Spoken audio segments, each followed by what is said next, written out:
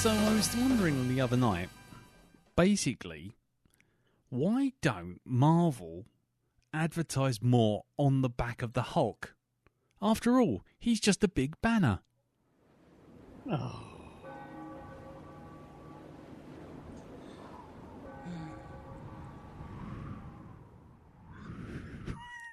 Hello, everyone. Look at that. Always start high energy. That's what I like to do. I'm not even going to give you a sigh. No.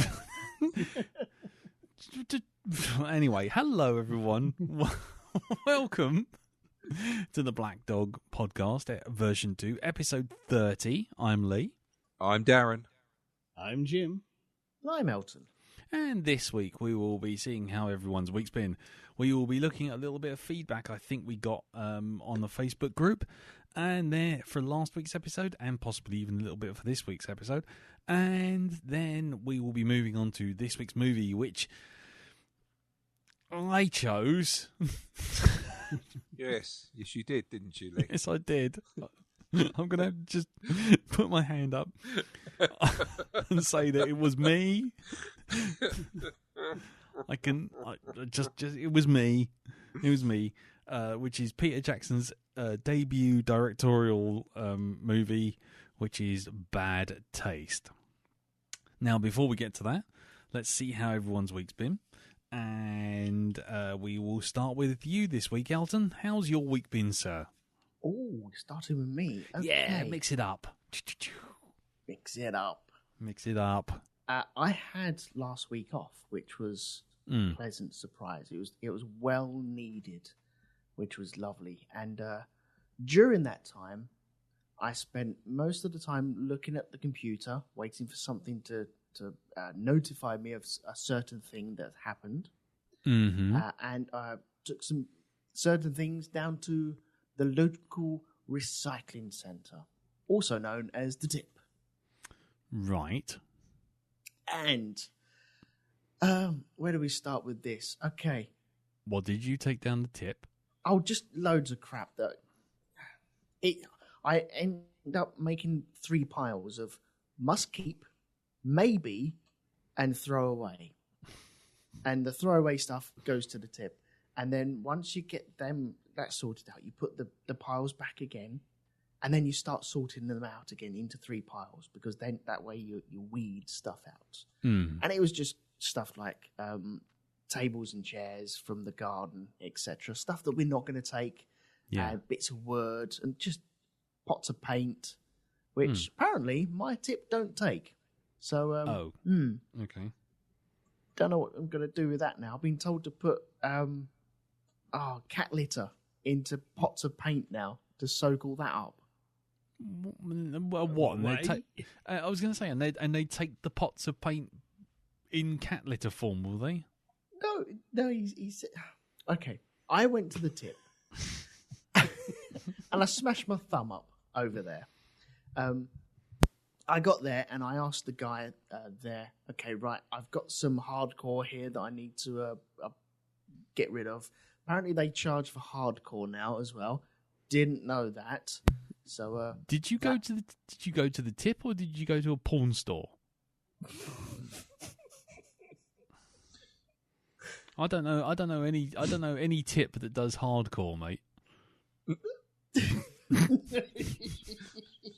It's the Swedish porn Tip.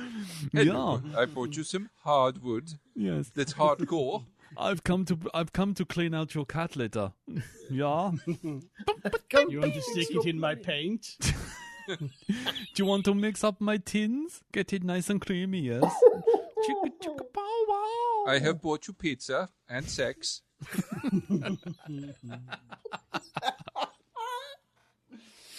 oh no. Here we go. Okay. Wheels off. I took some hardcore down there and asked him, where do I put it? And he went over there and stick it in here. We have a special slot for the hardcore. Chicka chicka brow cow. And lifting up one of these bags, obviously one of them had to split while I was there. So fucking hell, motherfucker. So clean out all this big lumps of rock and stuff like that, and carried it over there. And he's like, "Yeah, got to charge you £4 for that." I was like, "Oh, okay." And in the meantime, he's talking to someone else. I'm bearing in mind, I'm the only one there wearing a mask. I know we're outdoors. That is cool. Got no problems in that whatsoever. Yeah. I'm trying to keep a distance and do all the normal stuff that we're trained to do at the moment. I ended up smashing my thumb against this unit that I was putting the hardcore in, like the big metal bins that they have in the tips. Yeah.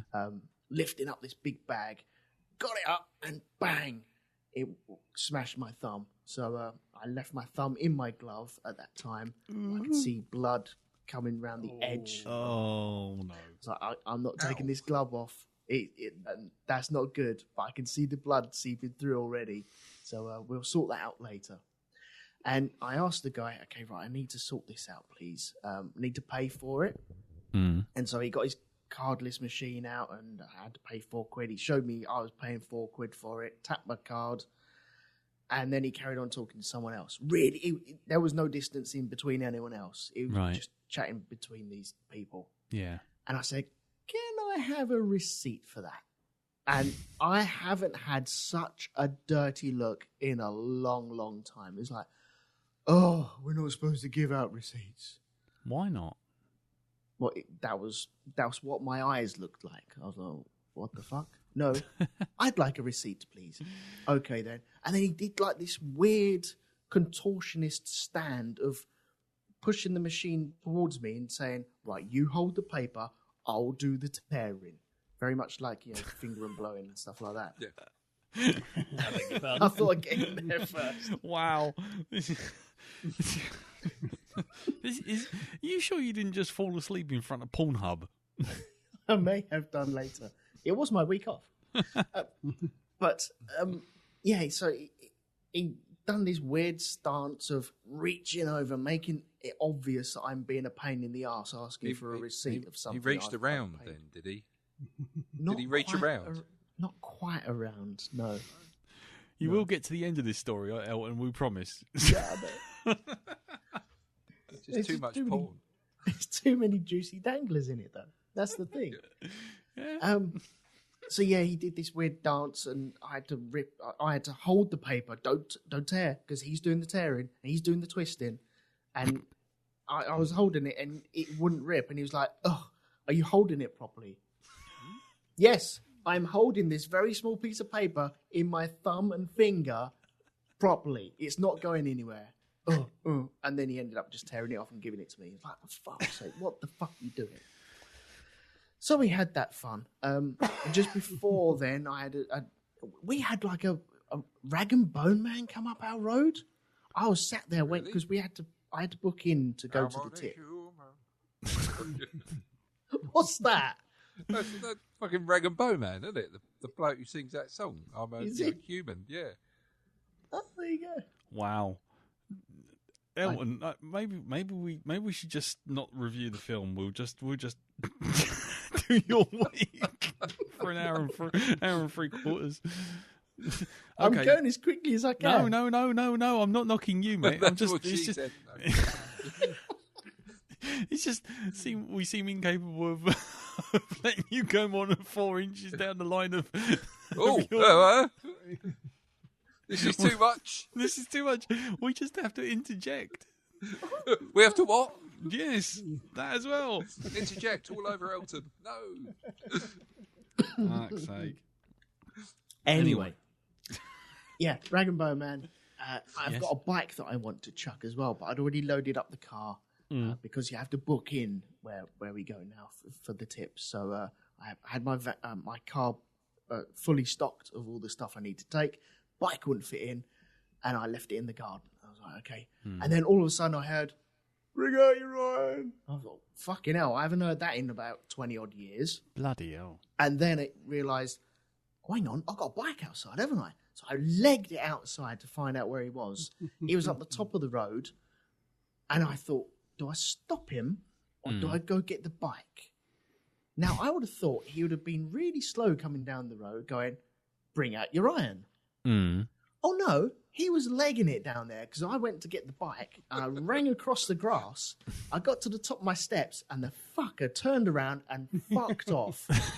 I'm like, how are you collecting anything at that speed, you bastard? I think it's just like, instead of like an ice cream man going around and saying, "Oh, I got ice cream, got the tune going and everything," no, he just fucked off. Just teasing Lewis people. Hamilton, the rag and bone man or something. Is that what he does on the sideline? Gets in his Possibly. bloody Formula One car and picks up any old iron. Any old iron. I tell you what, Elton. I tell you what. Yes. You should have got on a bike and ridden after him. I hate you. Anyway, carry on. Really hate you. There was a bike right there. Perfectly So good one. If anyone wants a bike, I've got one in the garden. It's a bit rusty, but there you go. And the last thing that has plagued me for this whole week is to do with like the moving house and stuff like that. We had to do like online ID checks, etc. All right. Instead of doing like the face-to-face stuff because of what's going on. Yeah. And they asked for some forms to be filled out and IDs to be sent across. So we sent all the. I was at work it was Friday the 13th that I posted this stuff. Oh, God. Yeah, there you go. And I was working in Basildon once again. Horrible place.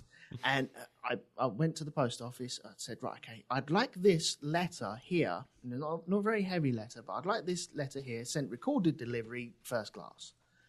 And then apparently recorded delivery doesn't exist anymore. It's like sign-on delivery or registered delivery. I don't understand it. Overnight frog. Exactly, yeah. Something stupid like that. But definitely not recorded delivery. And the lady took it and just went, "Oh, you want this second class?" I went, No. I want this first class. I want this getting there tomorrow. I want this either getting there tomorrow or first thing Monday morning. Yeah. And so I got my receipt and I have like a little number on the receipt as well. Little And you tracking get number. to type in their website and you see if it's been delivered or not. Mm-hmm. I thought, okay, this has worked for me in the past, and it has worked properly in the past. And so we go over the weekend. I'm not expecting it to be delivered. So Tuesday morning, I'm there on the computer. Has it been delivered? Type it into the computer. No, it hasn't been delivered. It says that they've got it, though. They've got it. Okay, fine. I trust them. Lunchtime, check. No, they've still got it. Evening. No, they've still got it. Okay, fine. Come to Wednesday. Oh, I wonder if it's been delivered yet. No, they've still got it. Okay, they've still got it. So I send an email to my solicitor saying, I've sent this. It's been sent recorded delivery or whatever they want to fucking call it nowadays. Just let me know when it gets there. Or just please bear in mind that I have sent it and it is in the postal system. Don't get anything back from them. So I'm like, oh, for fuck's sake. So this happens Thursday and Friday and then Saturday as well. I'm checking it every morning, noon and night. And it's still saying, I go to the post office website, it says, we have your parcel. We have it. It's in our system. Brilliant. Get to Monday and I check it. We have your parcel. Fuck's sake. When are they going to fucking deliver this fucking thing? First class, for God's sake. Yeah. Then I get an email from my solicitor saying, thank you very much for the parcel. We'd just like to send all the stuff back. I thought, okay, Right. you've got my parcel now, Yeah. but the website still. So I went straight to the website, and I was fucking better not say. And I went onto the post office website, and what does it say? We've got your Fuck parcel. off. We've got your parcel. Like, for fuck's sake! So I don't know when it got delivered, and Right. because it is this sort of thing, I know it sounds a bit silly, but it's all the little stress things like that Yeah. that are not needed. Hmm. So fuck you, post office. Yep. Fuck you very much, and especially your website when you put in your code on the front page, and then it goes to the another tracking page, and it goes put in your code, and you have to put it in again. You're like, fuck off, fuck your website, and fuck everything that you do, you fuckers. So yes, it's been a trying weekend, even though I have been off. Thank goodness I was off this week. Right. Okay. I'm exhausted. I need to go and have a lay down now. Oh no, do you want? Go on. Darren was there when something else happened as well. Was he? Which something was that? Remind me, Alton. The phone call. Oh, right, yes. What's this? Go on in. Okay. Darren appeared on Shonky Lab. I'll talk about that later. And just before we were going to record, I had a phone call from the estate agents, and they said everything's fine with your buyers and the people you're buying from, etc. Unfortunately, the people that they're buying from have pulled out of the house that they're buying, and so your chain is now not complete. Oh fuck! And I'm like, you fucking what? Shit. Why did they pull out? Oh no, we don't know why. They haven't got all the details just yet. And this is a guy called Steve. Now Steve is important because he's been taking us through this whole thing. He is our estate agent. And nothing was. I didn't hear anything for the rest of the weekend or anything like that. I think I went down to see my mum yesterday, so I didn't hear anything about it. Amanda spoke to them Monday, and apparently Steve retired on Friday and didn't say a word to me. Fuck him. Fuck Steve. Utter ball bag, isn't he? I hope his pension's shit. That's what I'll say. I hope so as well. I hope he got run over by the number 72 bus outside the estate agents. I hope it was a Robert Maxwell pension. Over the side of the boat type thing. Yeah. I hope he got run over by the van delivering your post late. Oh, that'd complete the circle, wouldn't it? Yeah, be nice irony though. Yeah, and his body can now be found in hardcore for £4 in a tip. Jesus. So yeah, exciting week, dramatic week, stressful week. So where's it left with your house now? What's going on now? Well, we've spoken to the solicitors. We've done everything. Everything is done. So we're solicitors have done fuck all. Probably yes. Like mine. Well, not like mine. Like having similar house buying troubles as well. Kind of. I might get bought this decade at this rate if I don't go on fucking furlough again. Yeah. Fucking press the 3 keys on the computer and let me buy the fucking house. Anyhow. Where has it left us? Well, we're still in the position of selling. We're still in the position of buying.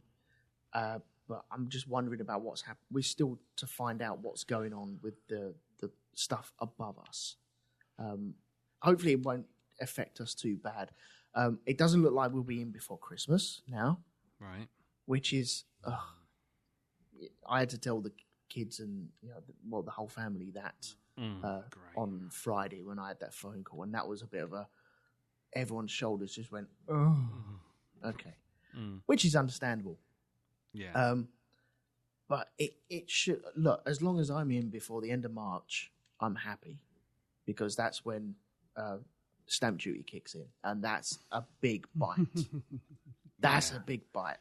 Yeah. When we first decided to move, that stamp duty wasn't there. That it was already in place, so we were going to be paying for that. That being removed for now, that's a lovely little treat. Obviously, we're not getting any money for it. We're just saving tons, a couple of grand on it. So, a bit more as long as it's done before the end of March, I'm happy. Right. Well, fingers crossed, then, mate. Yeah.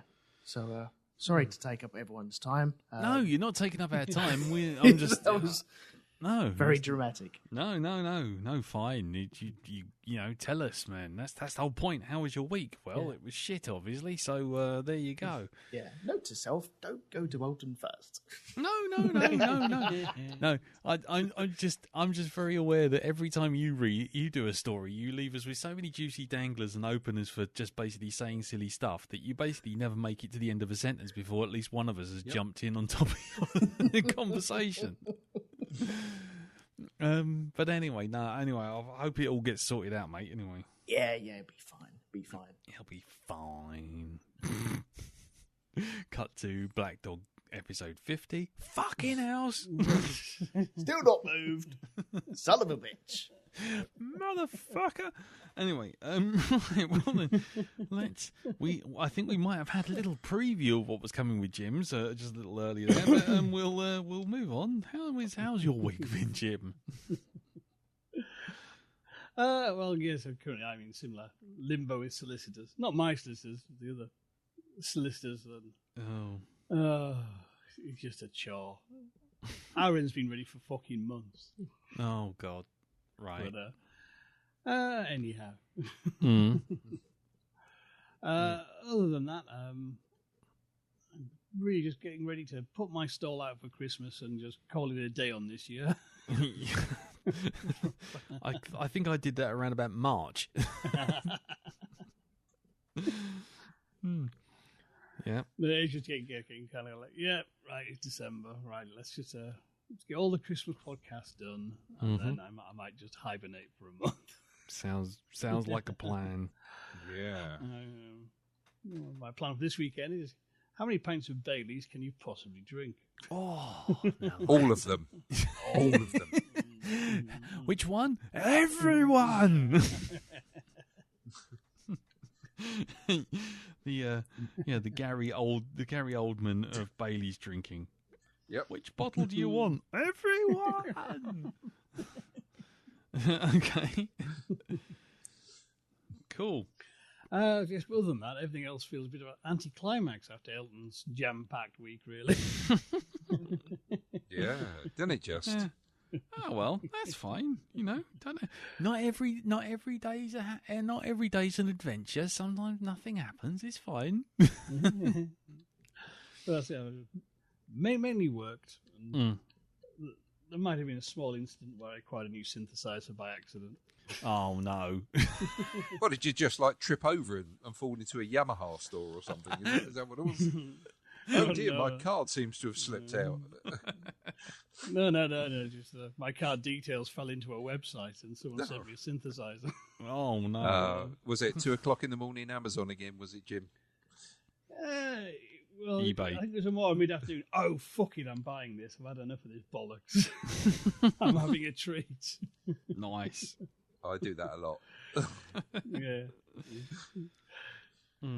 But it's one I've had my own for a while from Arturia. It came out earlier this year. But they just released a new edition of it, and in white with a new design, which is quite swanky. But they'd put in a secret upgrade they hadn't told anyone in this model. The headphone jack also is a microphone jack, and in the latest firmware update, they've actually added a whole new synthesizer engine, right? Which is a vocoder. Wow. And if you bought the new limited edition one in white they released to sort of plug this, it comes with a free gooseneck microphone and an adapter that goes into the headphone socket, so you still got a headphone jack and your microphone in the one socket. Nice. So I thought, I've got to have this, and it's very cool indeed. Yeah. I've got to say, I've not really actually had a chance to really sort of find out everything it does. It does an awful lot. I've just been going through the presets, of which there are several hundred, going like that. That's nice. Useful. Ooh. I've already used a couple in forthcoming compositions. Nice. And I'll be using a good few more in a little gig I've got going. Someone has asked me to write a cheesy 80s style kung fu score for a radio play. Nice. So the vocoder's going to get some action. Put it that way. I bet it is. I bet with the old vocoder, I bet everything starts to sound like sort of mid-career Yes, and a little touch of Pink Floyd, sort of wah wah wah wah. Oh, you can do all sorts. Any of the kind of presets, you can put the vocoder through it. Oh my word! And make really weird noises.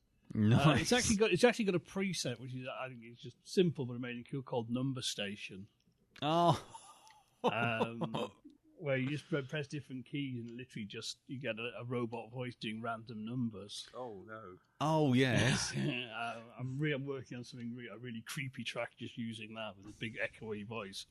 5, 7, 10, 5, 5.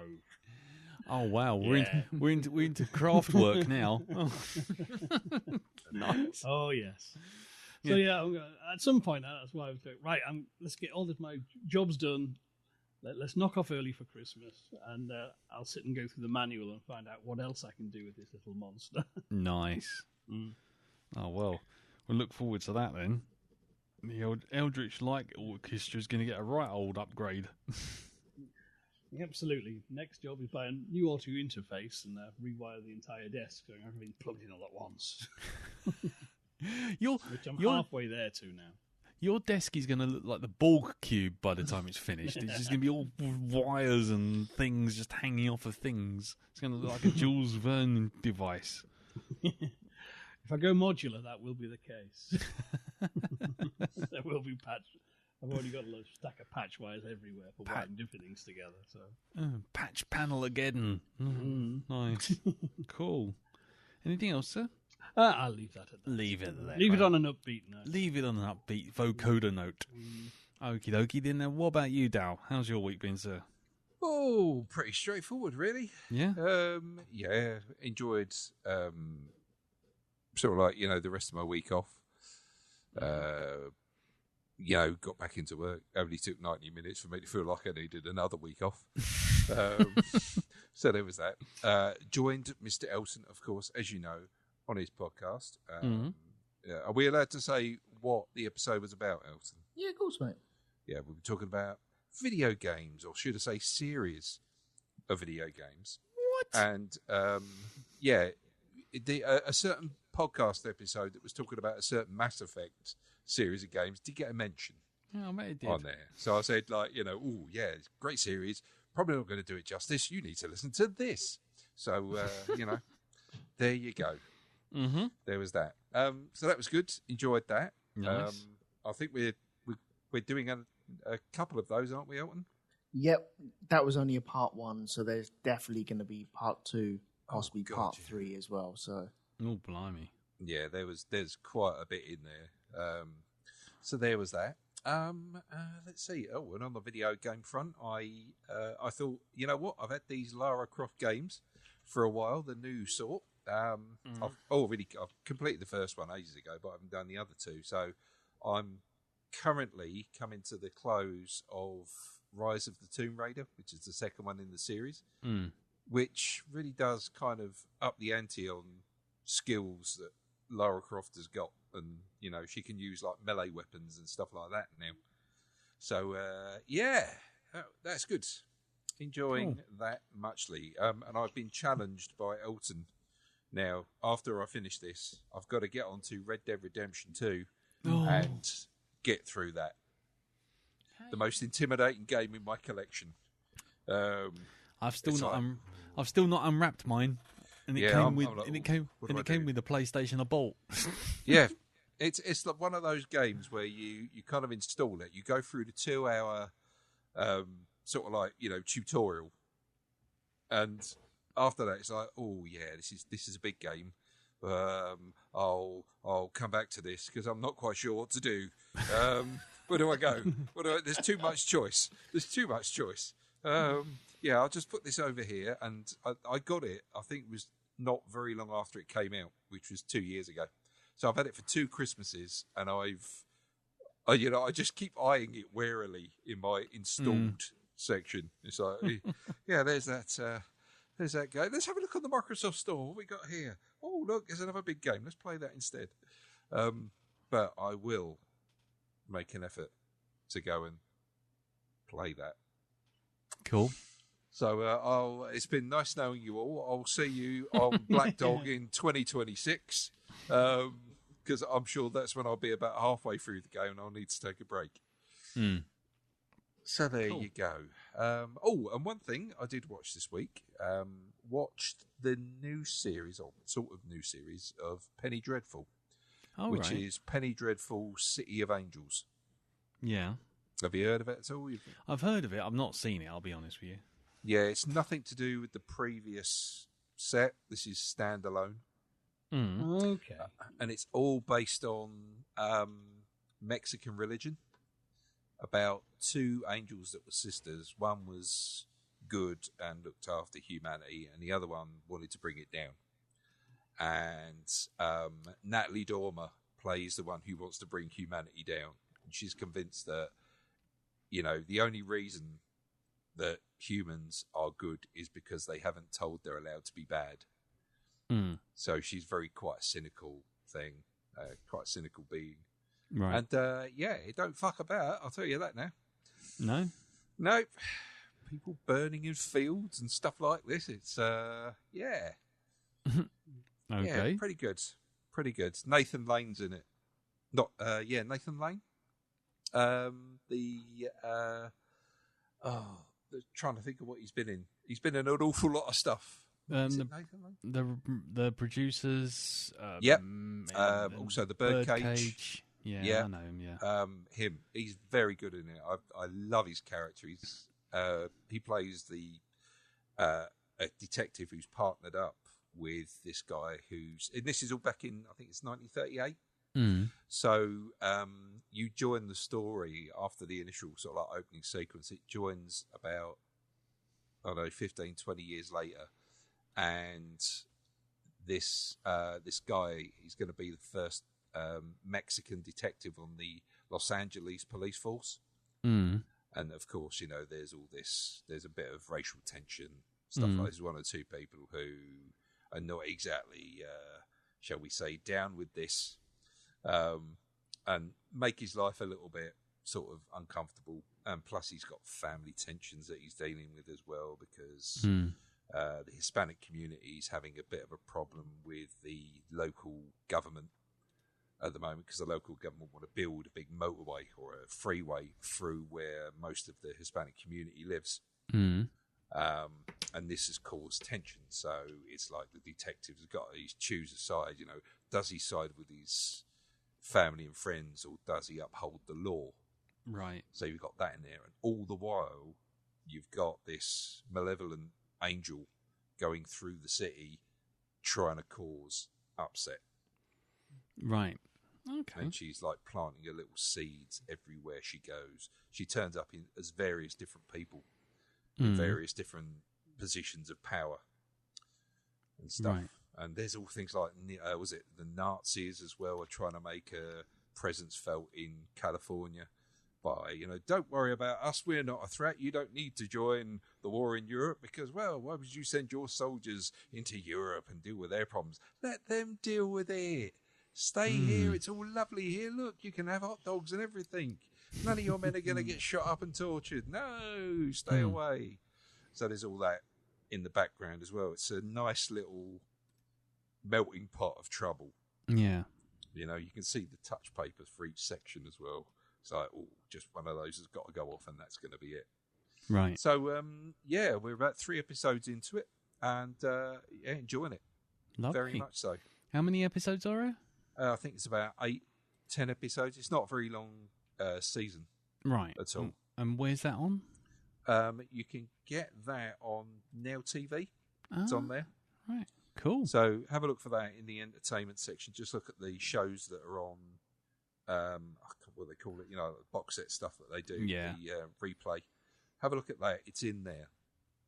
So, cool. It's got Brett Spiner in it as well as the chief of police. Oh, God. He's actually really good at it. So, lots of really good performances. So, highly recommend it. Nice. Cool. Okay. Anything else? Leave it there. Up to you. No, I think that's about it. I'm trying to think if we watched any other dodgy shit during the week. Because we normally find something, at least one thing, that looks a bit like, that's a bit of a wrong one. Let's have a watch of this. Let's see how bad this is. To be quite honest, I think I covered that base quite solidly this week, to be honest. Oh, that was it? Yes, that. There we go. Yeah. Anyway, my week, I'll just skip through mine. Video game wise, I started playing Miles Morales, Spider-Man Miles Morales. Loved it. Absolutely loved it. Completely caned the game in 30 hours. Yeah. And then I wanted to 100% it because you can get these like 100% achievements for playing New Game Plus. So I thought, well, I know what I'll do is I'll do New Game Plus and I'll only do the story missions. And then I caned the entire game in 3 hours on a Sunday morning. So, yeah. But it's absolutely lovely. I love the Spider-Man games. The Insomniac Spider-Man games are as close to having the Spidey powers as you'll ever likely to get. It's so good.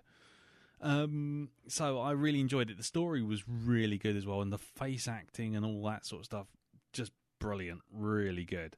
So it's not just a rehash of the other Spider-Man game that they brought out. No, because it's got Miles Morales' powers. So he's got a totally different skill set. So the game kind of gears that way. Because when we last spoke, I hadn't got half the upgrades. Right. So he's got things like he's got like a Predator translucence thing, which when you turn translucent, whatever move you do drains the energy. So if you stand still and just turn this thing on, you don't lose any energy and you can stay translucent forever and no one will see you. But if you punch someone or move forward or run or jump, then it has a sort of like that drains that energy out. So so it doesn't just dissipate when you go for a melee move or anything like that? No. So you could punch someone to the ground and it might, in the early stages, it might knock half your transparency energy off. But later on in the game, it might only knock a fraction off, and that sort of thing. So you can, and then you've also got his Venom Sting power as well, right? Which feeds into the actual story of the main story of the game as well, featuring which I won't spoil. But it's great fun. It's got some fantastic little challenges. It's not as hard to beat as the original Spider-Man game. They've clearly taken a few things on board with some of the especially with some of the smaller challenges. Because you used to have these kind of random challenges dotted around the map to keep you busy, and in the old game there was one set of challenges called the Taskmaster challenges, which, well, I think even I don't know, Pope John Paul would probably be sitting there going, "You fucking cunt!" Throwing a controller halfway across the room after about an hour. So they've kind of eased it up a bit, which I liked. And also, it's got a fantastic photo mode. I have been having so much fun with that. You get like Spidey in a funky position as he's swinging through the trees or swinging through Central Park, and then you pause it and you get the camera all set up and you change your depth of focus and you can set up all your lighting. Oh, I've got an entire gallery of my various Miles Morales jumping through the air with various bits all over him and sparkles. And I also got the Into the Spider-Verse suit, which actually animates him exactly like Into the Spider-Verse. And really? Yeah, and when he punches people, it actually comes up thwack and bam and stuff like that over his head. It's brilliant. It's so good. So much fun. So definitely recommend that. And then I've moved on to one of my old games in my library, which I've not touched before, which is God of War. AKA Boy the game. Because you have a child that follows you around, and essentially every time he so much as even looks at you funny, you just go, "Nuff, boy. Shut up, boy. Come here, boy. Boy." And I don't even know what the kid's name is. All I know is he's called Boy. But if you want to see monsters of unimaginable size in this game has them in spades. There's one which is like the world snake, the Ouroboros world snake. All right, yeah. And literally his head is the size of like a massive sort of Great Lakes style lake, inland sea. Oh shit, really? Yeah, you're going along, you're paddling along this little boat, and all of a sudden, like, the side of a mountain literally opens up and it's the eye of this thing. And you're like, oh lordy, oh dear lordy. And it lifts its head up and its face just fills the screen and its head is in the clouds and it's like talking at you and you're like, wow. I mean, it's not wanting for scale of God of War, I'll tell you that. And it has this beautiful thing, which is, compared to, for those of you who've been following along, I had a problem with Outer Worlds loading for like 45 seconds in between levels just to go and pick up a parcel and load another 45 seconds. Mm-hmm. No loading screens at all in this, at all, ever. Not a one. So you go between massive worlds and massive scenes and massive areas, and there's not a single loading screen. It just seamlessly moves, and it even moves from cutscenes straight into the action, no pausing, nothing. It's amazing. And considering it's a game that's like 4 or 5 years old, and it looks and plays better than most of the games that are out right now, just blows my mind. But away from video games, I managed to watch a film, a very bang up to date film the other day called Possessor. Oh, okay. Yeah. Directed by Brandon Cronenberg, the son of David Cronenberg. And as I've said in a review elsewhere, which I got pulled up for because apparently this phrase is only used by one other person, which is a load of old bollocks, but anyway. The apple doesn't fall far from the tree is the way it goes. If you've seen a David Cronenberg movie, imagine David Cronenberg making Inception, crossing it with Manchurian Candidate, and then having it feed into a parable about identity and what is self. Hold on a minute. Let me just go back a couple of steps there. So somebody had a go at you for using the phrase, the apple doesn't fall very far from the tree. Yeah.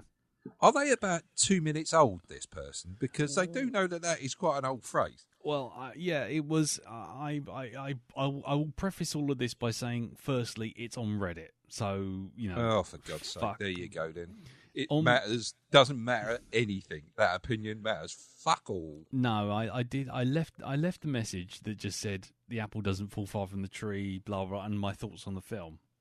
I've seen 12 quid notes that are worth more than that opinion. Yeah, and this person immediately came back to me and said something along the lines of, you should credit the Twitter person who said that and have some originality. And I'm like, what? You what? Yeah.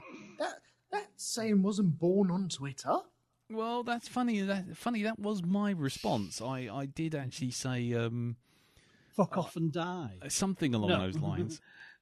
Did they work for Apple, this person? Because they've got a habit of trying to, copyright shit like that. Yeah, I did actually say, I said, I'm sorry, I've not seen that Twitter, but the phrase apple far from the tree is not a term exclusive to that tweet, and I just CC'd him into the Oxford English Dictionary. And then I said also, several reviews for the same film have the same phrase, and I did like here, and probably many more. So take a deep breath, take a step back, and fuck off. I think is how I finished that off. Anyway, yeah, so that was that. But the film is surreal, weird, and scrungily violent. In that kind of old school 80s prosthetics kind of, you see things going into things which shouldn't be going into things, and you're like, oh my lord, what on earth? No, stop, don't show me these things. Yeah, but the general premise for that's all I can tell you, and the rest all gets a bit weird, is there's a company which does corporate espionage, and essentially what it does is people get paid to take over the body of someone who they will then use to assassinate someone else. Oh, right. So, yeah, it is the Mancunian candidate. Exactly. But the thing is, in typical sci-fi, cops, thrillers, action, this is the one last job this person has to do, played by Andrea Riseborough.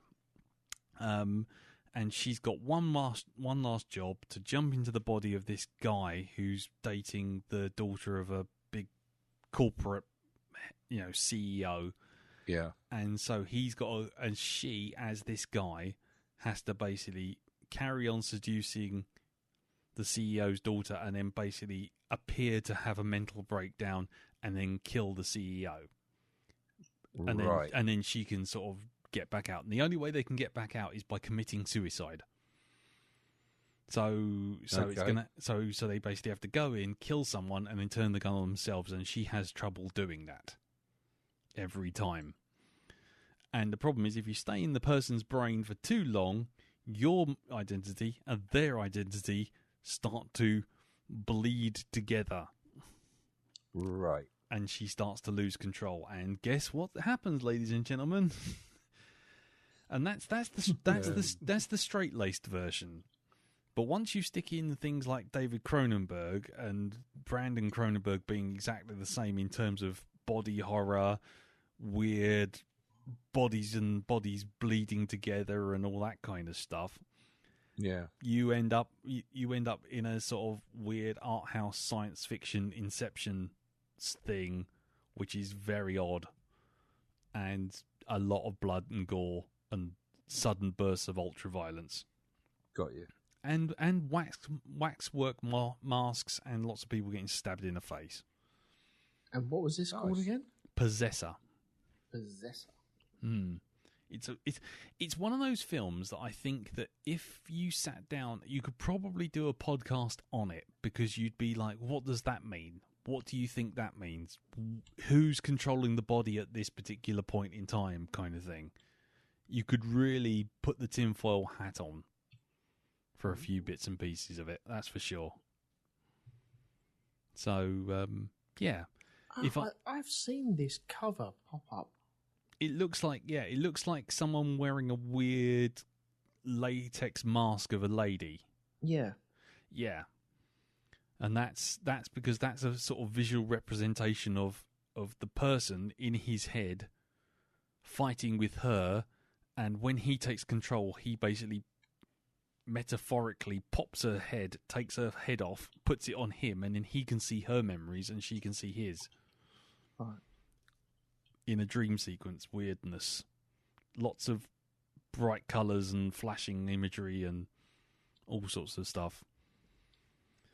It's odd, I'll give you that. I'll tell you that. It's not a regular watch. But yeah. I mean, if it comes out on Freeview, on sort of like on Amazon or because it's on Shudder at the moment, I think, and it's also on Apple TV for rent. But if it comes out on Amazon or Netflix for free, I'd be quite interested to do it. Put this on the docket with you guys, because I think you'd either get really annoyed at it or you'll find there's a lot to discuss. Okay. So yeah. Okay, cool. Possessor, Brandon Cronenberg. There you go. Other than that, my TV watching continues to be a combo of House rewatch, and slowly moving through season 2 of The Boys, and The Mandalorian, which continues to be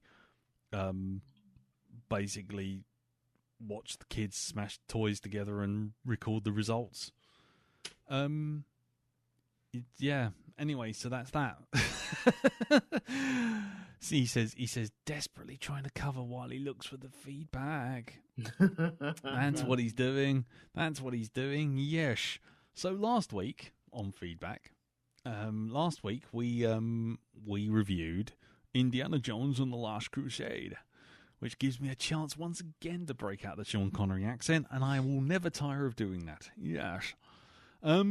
So basically, there was a few people listening to the cast and listening and feeding back as they were listening to it, and one of them was Robert Taylor, who said, if memory serves, he thought that Connery was always their number one choice for the role of Henry Jones, because we were wondering who it was going to be if they couldn't get Sean Connery. And actually, apparently, if he turned it down, apparently the backup choice, this is according to Robert, was going to be Gregory Peck. Gregory Peck? Yeah.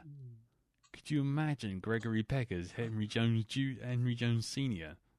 I have to be reminded on what he looks like. Hello, Indy. Yes. Okay, well, while you're looking that up, Elton, the other thing The Boys from Brazil. Look that up. Yeah, The Boys from Brazil. Was it To Kill a Mockingbird, The Omen? Oh, okay. Yeah? Yep. Okay. Another piece of feedback was from Odile Thomas, who just said she was in need of extreme cheering up, so after listening to us on her commute back after a 12-hour day at school, she's now going to watch Last Crusade and wanted to thank us because she'd forgotten how fun this movie was. You're welcome, Odile. Spreading cheer, that's what we do. Well, at least we try. Thomas McCambley said he'd been thinking who else had been able to play Henry Jones Sr., and he confesses the only person he thinks would have been good for the role of Henry Jones would have been Christopher Lee. What do you think of that? Christopher Lee as Indy's dad.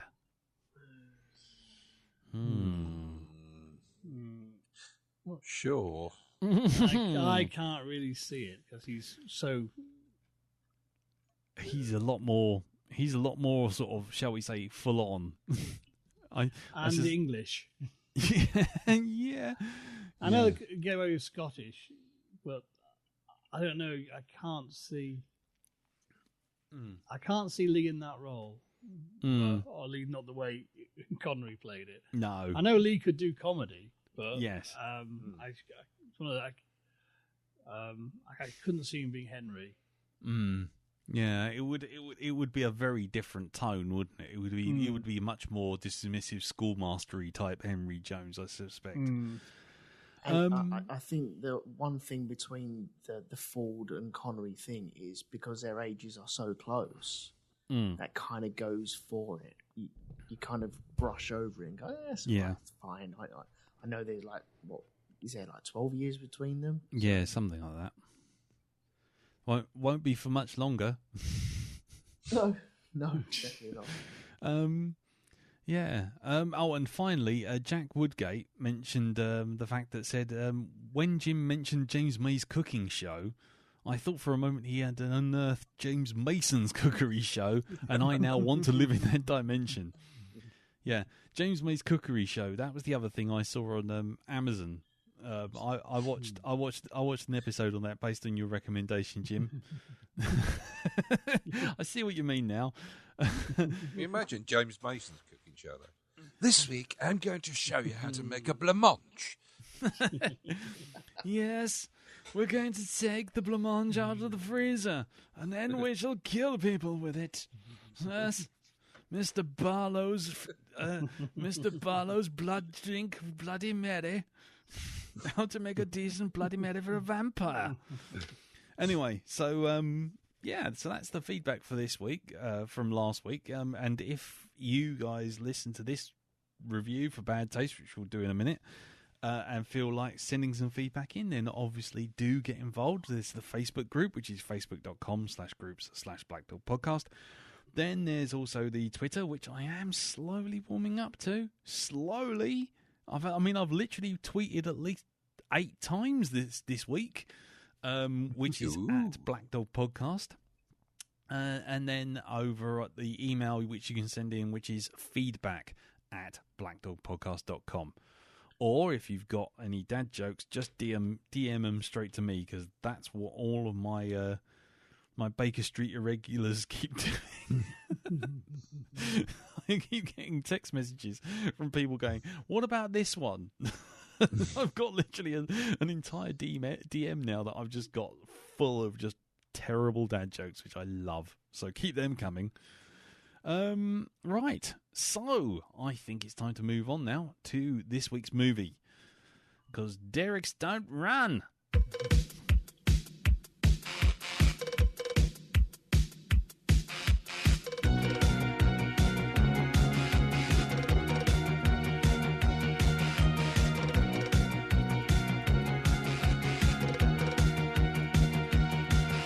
Think back to the films you remember as good, ones you haven't viewed in a while. How the story rocked and the actors were great, the camera work had flair and style. What would happen now if you watch them today? Are they still as fresh as before? Or do they stink as bad as a piss-covered tramp and leave you screaming on the floor? You know it can be real sad to find that special film is bad. Wish you just left it a pleasant memory. Now it's time for rose-tinted specs on black dog. Watching movies from the past you thought were great. Yes, it's time for rose-tinted specs on black dog. Send your feedback in and tell us how they rate.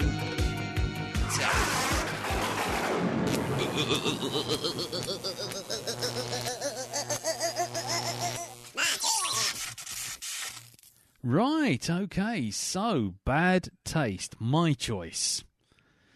My choice. On me, it's on me. Yes. My Yes, it choice. was. Yes, okay.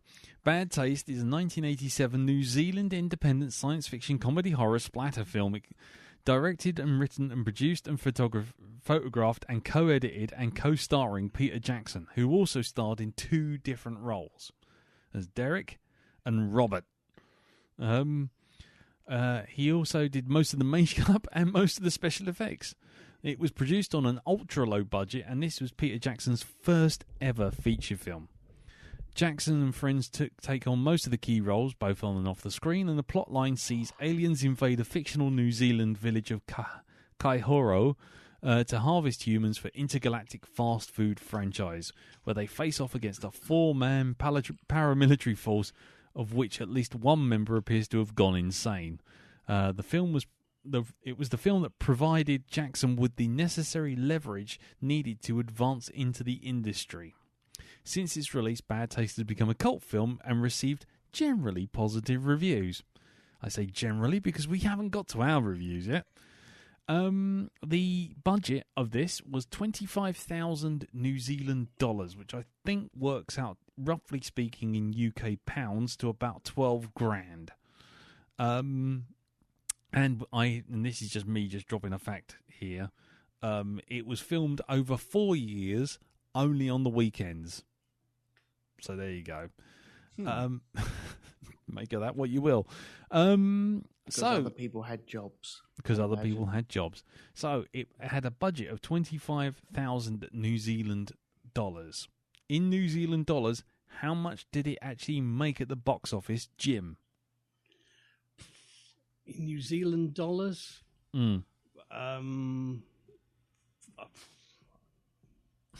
4,000 sheep? I don't know.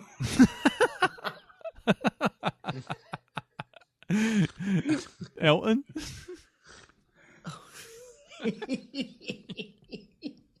How can I answer after that? I don't know. Give it a go.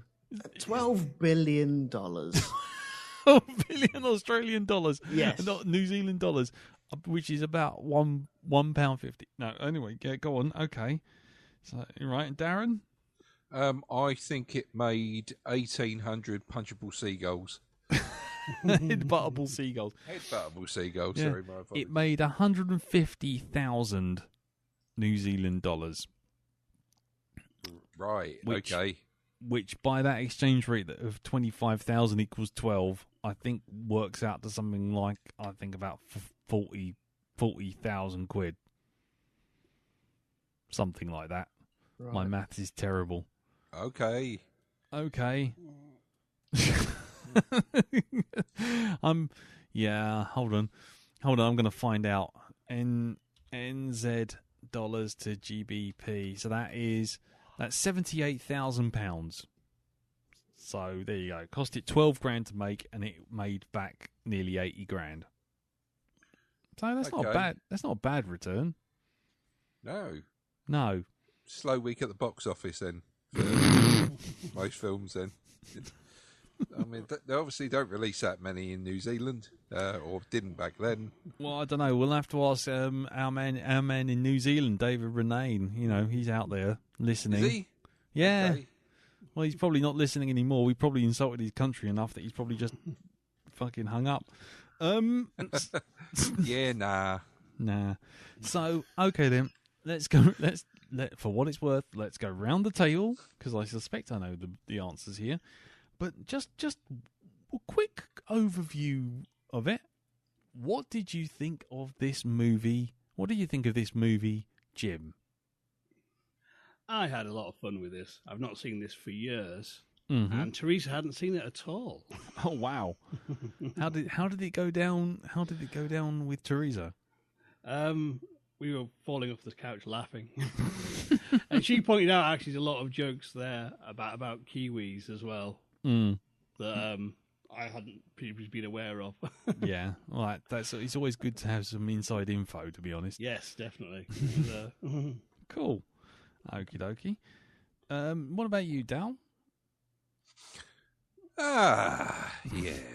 I can always tell what I think of a film by whether I sit there looking at or I go, what's the time? Oh, there's still 40 minutes left. Yeah,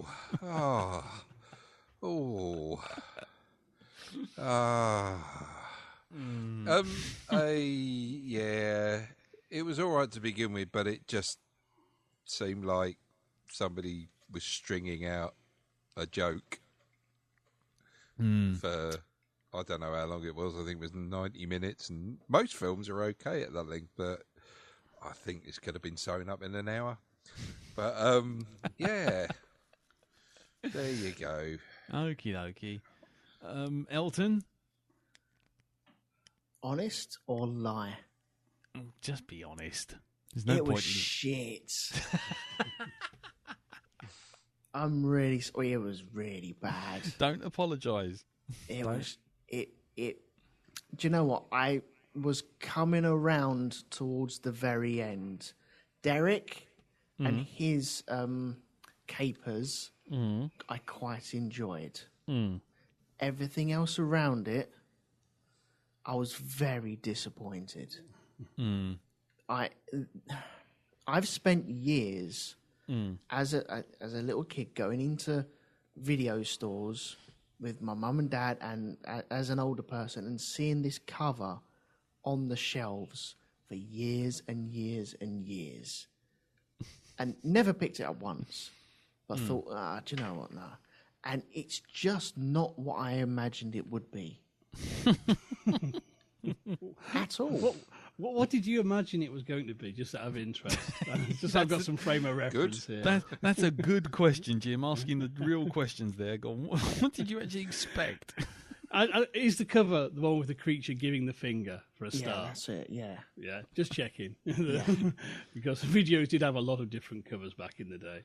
Some of which were highly mendacious. Right. Well, yeah, it's the one I've always seen is that the one giving the bird, and it's just, what did I expect from this? I think I was expecting more of a horror, more of a scare thing, more of a creepy in the darkness, looming in the shadows type thing. You got that from a bum-headed alien giving you the finger on the cover. Yes, I did. That is what I got. Maybe that's what I was hoping for. Right. And bearing in mind, yes, as you say, on the cover, he's fully lit. There are no shadows on them whatsoever. No. Not even one. Not even any to show any depth in the character. No. No. But yes, I was sorely disappointed. Derek, he's all right. I can get along with that. It was a bit slapstick at times. But the rest of it, I'm sure we'll get into it in a minute, though. Okay. For me, I found this. This seems to be becoming a sort of running theme. One hates it, one likes it, and now here I am going. there are bits of this where nostalgia kicked in, and I just sat there laughing, and I thought, brilliant. This is back to me sitting there watching any old shit in the 80s. As long as it was on the VHS shelf, I'd just get it. If it was weird and strange and mad, doesn't matter. I would just basically, I think if I didn't have a 5 minutes where I wasn't watching something on video, I was playing video games. So, I mean, I think this was during that era of just I would watch anything, absolutely anything, and back in the day, I had the massive nostalgia for this film because it was funny and it was inventive, and back then we even thought like Evil Dead was funny and inventive and different, whereas now, I mean, last time we reviewed the original Evil Dead, we all found it a bit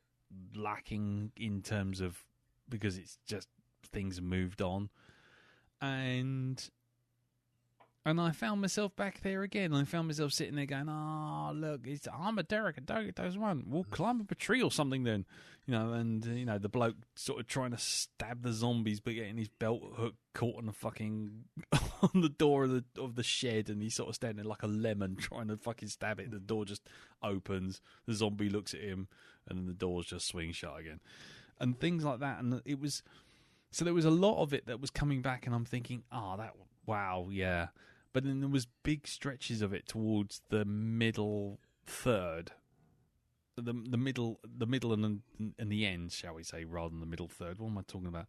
The middle and the end, where I sort of found myself kind of drifting off a little bit, where as just a sort of nod towards what Darren was saying, the joke kind of almost started to run out of steam, and then Derek reappears, and I'm like, yeah, it's just silly. And it goes back to that sort of cartoony Sam Raimi kind of madness of like Derek literally cutting himself a shape in the wall that looks like him holding the chainsaw and stuff like that. Or the heroes firing the rocket that just goes straight through the house, the door opens and blows up a sheep on the other side. So there was lots of it that was crazy and nostalgic and weird, and I kind of forgave it and I enjoyed it for what it was, but I think I was enjoying it because I used to enjoy it. And then there's bits of it that I was sitting there going, oh, come on, just move on now. And I kind of found myself on a bit of a roller coaster with it. Mm-hmm. So I don't know if I'm entirely objective about reviewing this film, and that's not because I love it dearly, but it's because I just I can't separate what I used to feel about it with how I feel about it now.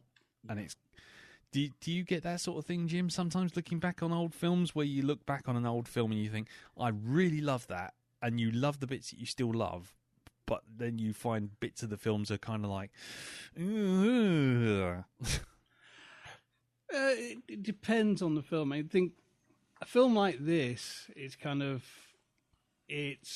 the first Evil Dead, it's like listening to genuine, the first punk rock albums. Where, I mean, if you listen to the first Ramones album, the production sounds like literally each band member's in a different corner of the studio, and literally you've got the bass and the drums on one stereo channel and the lead and the vocals on the other, because it was done on a 4-track recorder. And I think, in fairness, in bad taste, I think there's a very good hour, and then there's a bit of padding to get it to that feature length. There are some doldrums, but at the same time, it is I find it fascinating that I mean, on the original VHS, there was a bonus documentary called Good Taste, which was like a making of, and it told you like how old, they sculpted the aliens' heads and all like those big foam rubber masks were actually fired in Peter Jackson's mum's oven. That's right, yeah. Most of the guns were actually wood, that they actually made replicas because they couldn't afford to have many real firearms. And actually, a lot of the time, when it looks like they're shooting real guns, it's not. It's wooden ones, and the muzzle flashes have been actually drawn on the film painstakingly. That's right. And it's quite hard to spot when the real ones are there and the fake ones are and shit like that. And it's I mean, for me, it's one of those things. Punk rock is a good example of it. It's rough and ready, and it's of its time, and it's easy to forget. I think no one had seen anything like this. I can remember there was a buzz about this film, and it was very hard to get hold of for quite a while. I was aware of it about a year and a half before it surfaced over here. It was just in film festivals, and people going, "My God, see this fucking New Zealand film? It's absolutely fucking mental." Yeah, I remember they there was a whole thing in Fangoria about it because it actually brought down the Queensland. Was it the Queensland Certification Board or something like that? Was it? It was one of the Australian boards of certification because there was like a countrywide one, and then there was ones for each territory, and everyone else had passed it, and then this one territory had dug their heels in, and basically the government went, right, well, "What's the fucking point of you?" and got rid of them. Yeah, but it's one of the, I think of the kind of this sort of the trilogy of early Jackson. Before he makes Beautiful Creatures, which is kind of like an incredible leap to make. Oh yeah, Heavenly But Creatures. from like Brain Damage, aka Dead Alive, and Meet the Feebles, I find I have more that kind of with Brain Dead and Meet the Feebles because they're more outrageous and they're more high energy, and in many ways they're better films because they weren't made at weekends struggling for cash over 4 years just to try to get this fucking film made. But there's a bit of meanness to them that isn't in bad taste. They're just, again, like punk rock, you can have some punk rock that's very incisive, it's angry, and you have others are going, "I did a shit on a swan, I did a shit on your mum," and you just think, oh. And you know what I mean? It's kind of like, you missed the mark there in the Angry Rebellion, and you're just being a bit tiresome and adolescent. and Jim's "I Shat on a Swan" will be available on K-Tel Records. Well, You can't buy this in the shops. no, you can. It's on the Mighty Boosh album. Oh, is it? Yeah, it's their punk number. Yeah, I mean, I take exactly what you say. I mean, because that was one of the feelings about I got, and I mean, let's move. I'm going to point at the negative guys over here, and I don't mean to make that sound bad, but it's just like you're in the negative camp over here, guys. But it's like when I watched it this time round, like with Evil Dead, and like what Jim was saying, I was sitting there looking at it, going, "Wow, it's rough, it's ready. The special effects are, relatively speaking, shite because, let's be honest, 1987 and the whole thing was made for $12,000. It's like, what were you weren't gonna get fucking Star Wars, were you? I mean, let's be honest. And yet there's people with their fucking heads being blown off. There's maquettes of Peter Jackson vomiting chunks, which is actually a puppet, and I sat there looking at it thinking, this time round, thinking, okay, I'm not impressed with the effects, and I'm not as shocked as I once was, but I still admire the enthusiasm of it. Did either of you, Darren or Elton, did either of you get anything from it? I mean, I know you both weren't happy with it, and you both found problems with it, but I'm just saying, did you? I mean, like anything, you can still look at you can still have a bad cup of tea and go, well, at least it's a cup of tea, or is there something there like that where you could say, well, it weren't my thing, but fucking look what I did, it was all right. Go on. Okay. Sometimes I get my hackles up when it becomes like a cult film. And I go into these films, maybe I shouldn't, but if you hear it's a cult classic, or it made it in the underground and after the mainstream turned it away, then I'm like, okay, show me why. And this film, I could see why it is there. I could imagine a theatre full of fans just roaring about this. I can imagine seeing that. And some of the special effects were I thought really impressive. Really impressive. Mm. And do you know, I would rather watch this than Mindhorn again, because I think I'd get more from this on subsequent viewings, especially with friends. Right. Mindhorn, I've seen that, and I know I'm not going to get any more from that. Right. That well is dry. This, I think there's more there for me, and I think I could learn to appreciate it more than what I did this time round. Mm. But unfortunately, even though I tried to go in as spoiler free or as neutral as I can, when I hear, oh, it's a cult classic, I kind of want it to prove it to me. Yeah. And watching it this time around, it was too lengthy at the very beginning, and I think you know where I mean with the fight on the side of the hill type thing. That just went on for too long. Right. It went on too long to get to the seagull part. And it just there's more ideas to be developed. I know money has a massive part in playing in this, and time as well, and energy.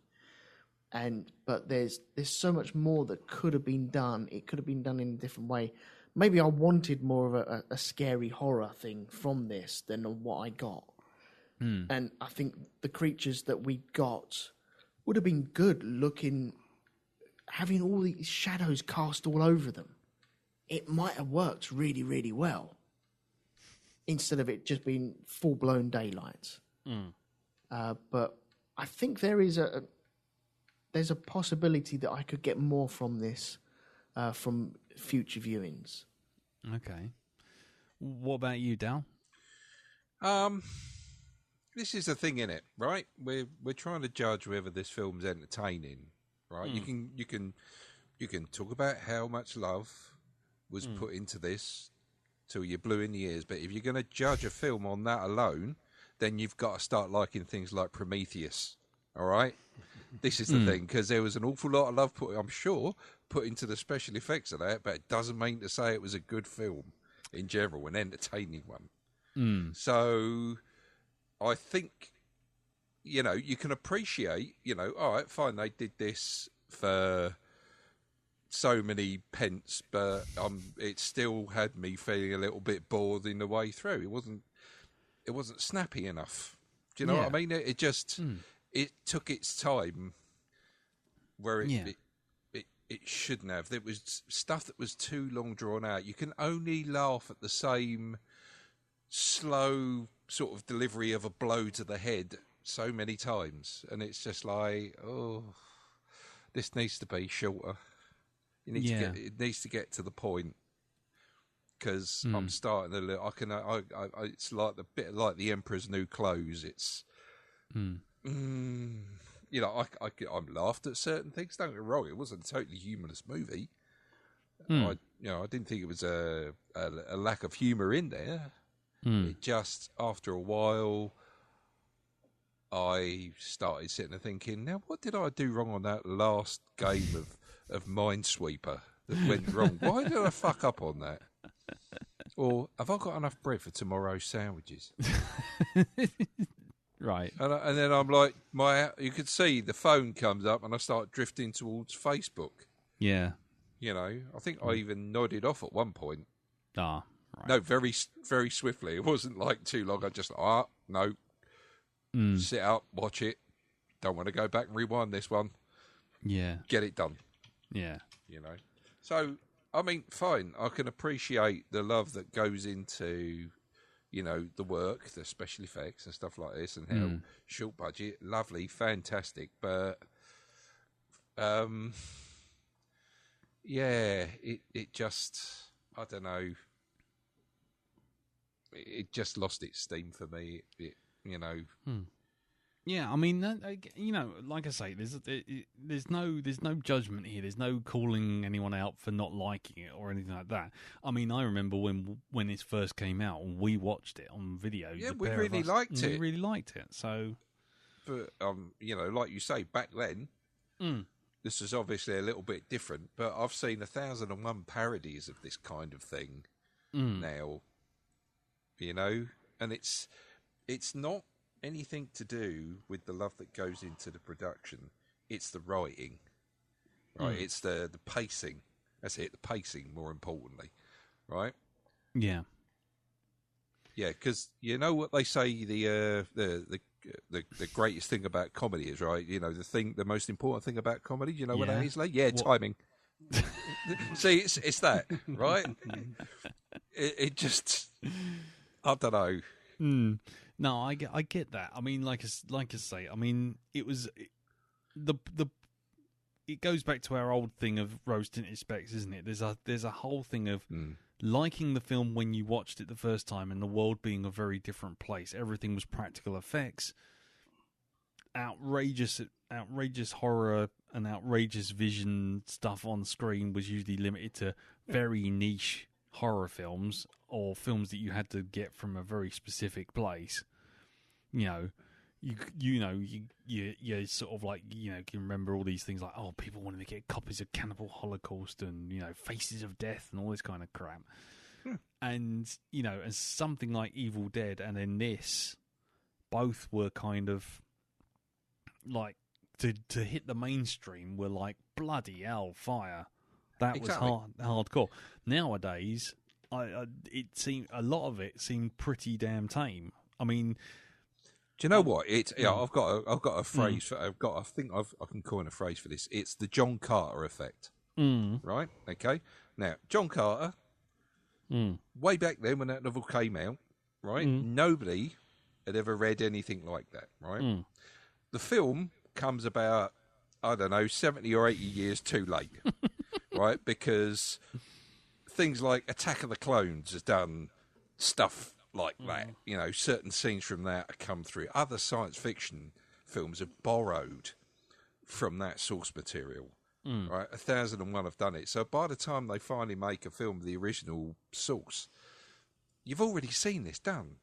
And as much as it might have been quite an amazing set of books at the time, it's now just to a penny.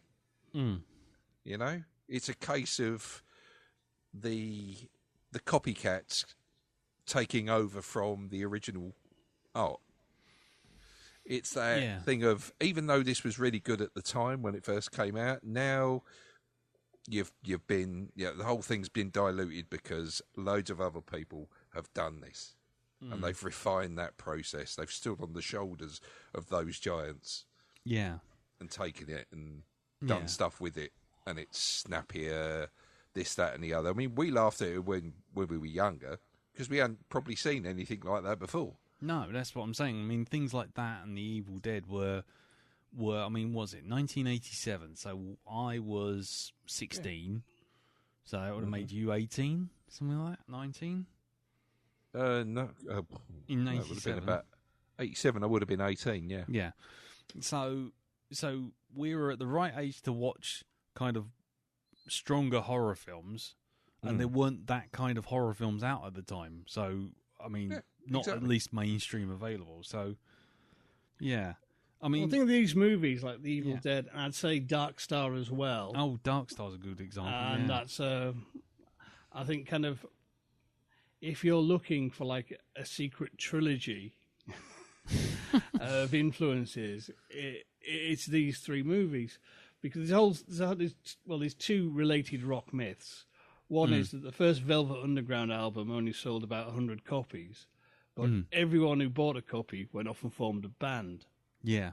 And likewise, the very first Sex Pistols gig, that all the 50 people there went off and formed a band on the back of it. Yeah. And like with Bad Taste, it's kind of no Bad Taste, there's no Edgar Wright. Yeah. There's no Shaun of the Dead. There's no Spaced even before that. You know what I mean? Shaun of the Dead is a direct grandchild of Bad Taste. Oh, it is that kind of... I think it's easy to forget kind of... Because there's so much has drawn on this. It's easy to forget kind of how influential. Yeah, I mean, elements about cult films. I know what you mean, because cult film is one of those phrases that's been appropriated to mean, anything that's a bit quirky is cult. Where there are things like Bad Taste, like Rocky Horror, like Dark Star, that are actually weren't genuinely cult. They were films that found an audience on their own, by word of mouth, by people going, "Have you seen this? It's fucking mental."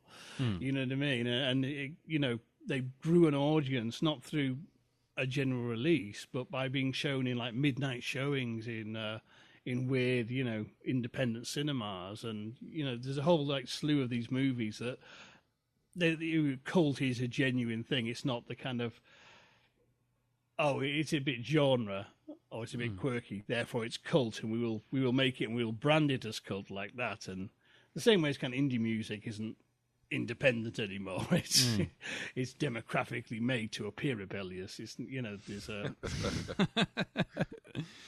but again, going back to that punk rock thing, if you know what I mean, there was the real punk bands. You got the Ramones, New York Dolls, the Pistols, the Clash, the Damned, Susie and the Banshees, all very different bands, but united by this do-it-yourself ethic.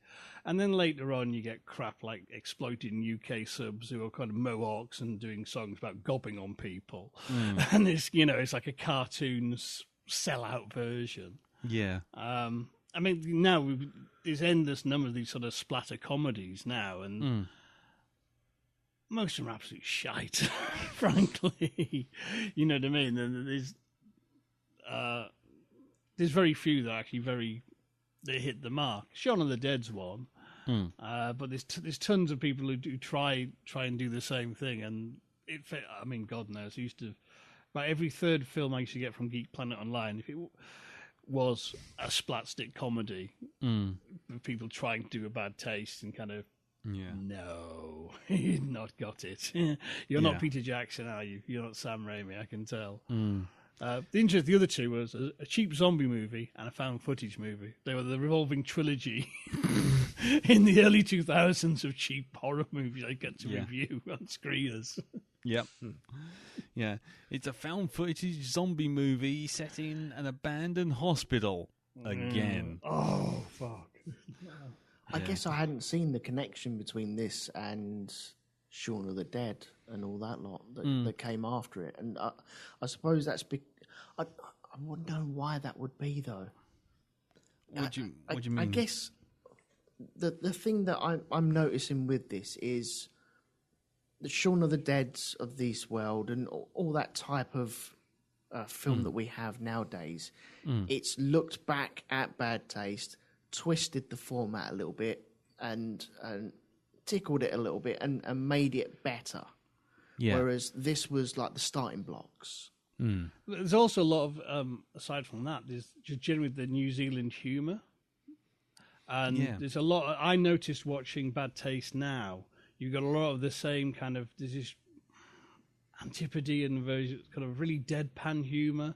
And it's in Flight of the Conchords, and it's in What We Do with the Shadows. Yes. And, kind of, in Bad Taste, it's the movie where they break into the house, they're in the storeroom, there's all these boxes dribbling blood, and there's blood on the floor, and Barry goes, Jesus, someone could have got killed in here, got to clean this up. Yeah, someone could slip Starts on mopping the floor, but I've just made that clean spot there, mate. Yeah, I mean, and that is it. I mean, that is. I guess that's the two balances we've got here in this review, haven't we? Essentially, there's yourself and me, Jim, who see the film, who look at the film in a sort of more of a historical context, and then there's and if you pardon me speaking for you guys, but there's Elton and oh fuck, I've been attacked by something, and he just went off the air. Have you just found out that you've got a cat? Easy. Sorry? Have you just found out that you've got a cat? Yeah, I just found out. But no, I had a sign up on the wall which actually said "man cave," and it's just come down. So I think I now have to hand my testicles in. So I'll be detaching those in the interim when I edit this.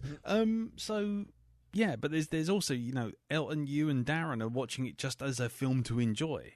Yeah. And that's the truth of the matter, isn't it? It's like if it's not grabbing you, then me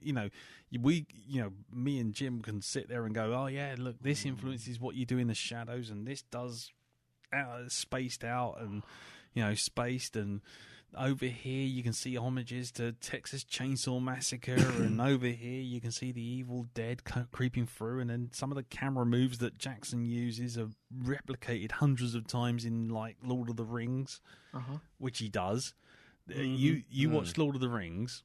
This is just me just diverting down my own fucking diversion, but every time he introduces a character who's supposed to look scary or distorted, they'll always do it from an extreme. He always does it from an extreme close-up, uplit, right in the person's face. And know what I mean by that is, you watch when Derek. If you ever go back to this film, you watch when Derek comes through the door, and they go, "Oh, Derek's gone egg shit, man," and like that, and he's gone fucking nuts. What they do is they give you the extreme close-up view, or what Jackson does is give you an extreme close-up view of the point of view of the two characters. Now watch the same shot get reused when Gandalf comes into Frodo's house, when he realizes what the ring's doing, or what the ring is in Fellowship of the Ring. It's exactly the same. He literally comes bursting in and he goes, "Have you got it? Have you keep it safe?" All this sort of thing. And he's kind of all fucking wild-eyed, and the camera's right in his face. I mean, it must have been like an inch from his nose, and the light's all uplit, and he just looks fucking nuts. And it's exactly the same shot as they use in Derek, coming through the wall in fucking Bad Taste, and he uses it again in the I think it's the Hobbit. He uses it again in there. He uses that crash zoom again in The Frighteners. When you see Michael J. Fox realise that there are actual other ghosts hunting around, and he sees one in the car, and it comes straight up into his face, and it's all uplit, and it's kind of really bug-eyed and crazy. It does it in Bad Taste, in Brain Dead, when the mum's eating the fucking custard, and her ear drops off. And that's the thing, and you sort of see visual ticks, and you think, oh wow, it started right there, but that counts for, as Darren says, that counts for fuck all if you have no context for this stuff and the film's not grabbing you. So it's kind of, we got a weird two-handed kind of review here. We got kind of people who just, we got two of you who just watching it to say, did I enjoy it? No. And then it's me and Jim going, oh yeah, references, woo, history. Woo. That's the thing, you've got the history and the references to go along with it. I don't have that, but next time we imagine like 5-10 years time we do this again, then I would have that. I would have that history. Oh, do you remember when I thought this? What a dickhead I was about thinking about that. No, don't get us wrong. I'm not calling anyone a dickhead for not knowing this shit. Oh no. The whole point is you view it as you view it. And you probably expected something very different from the bucket of sick you got. Yes, yeah. You'll never guess what I just had to do. Eat a load of drink some chuck. Eat some chuck. I just had history with the front cover, and like you say, you got that from that, and you're right to call me out on that, and it's absolutely true. But as a kid, like you say, this came out in '87. So when would this hit video stores? Like 1991? No, it actually came out in '87, I think. Yeah, it came out in '87, but I mean, I saw it in '89. That's when it turned up on video in the UK. Yeah. I can't remember. Did we have it on pirate or something down? I think it might have been a preview copy of the I don't of the aforementioned source. I think the statute of limitations on obtaining shall we say dodgy VHSs has kind of lapsed. I don't know what you're talking about. I've no idea what you mean by that. What dodgy? I'm sure. What? It's sure the evidence is gone as well. Did you say dodgy? It's 33 years ago, mate. 33 years ago. Yeah. Let it go. But yeah, it'd been 87, maybe even 1990. I saw it in my last year of college. That'd be 89, 90. God. I think it was 89, but and I've been hearing about it since at least 88 when Fear magazine had I think one of the first people to review it at a film festival. Yeah, it was fucking insane. See, You're crazy down under. I was 11 or 12 at that time, so it wouldn't have been. I wouldn't have been ready for that at all. God knows what I would have made of it if I'd seen it at that age. I don't think I would have been able to get into it. Well, you probably would be. You'd probably be viewing it in a totally different light. I mean, again, you know, how many horror films had you seen at the age of 11? Probably Aliens, and that was it. Aliens, Yeah. right? So, I mean, not really a horror film at all. No, Aliens and maybe The Thing, and that was it. You know me, I don't like horror. So No. But that's my point. If you go from like The Thing, which is quite Gru as well, but then you suddenly go to something that goes one step beyond that by having, like, I don't know, a fat New Zealander with big hairy beard sitting there eating the innards out of his own mate's head.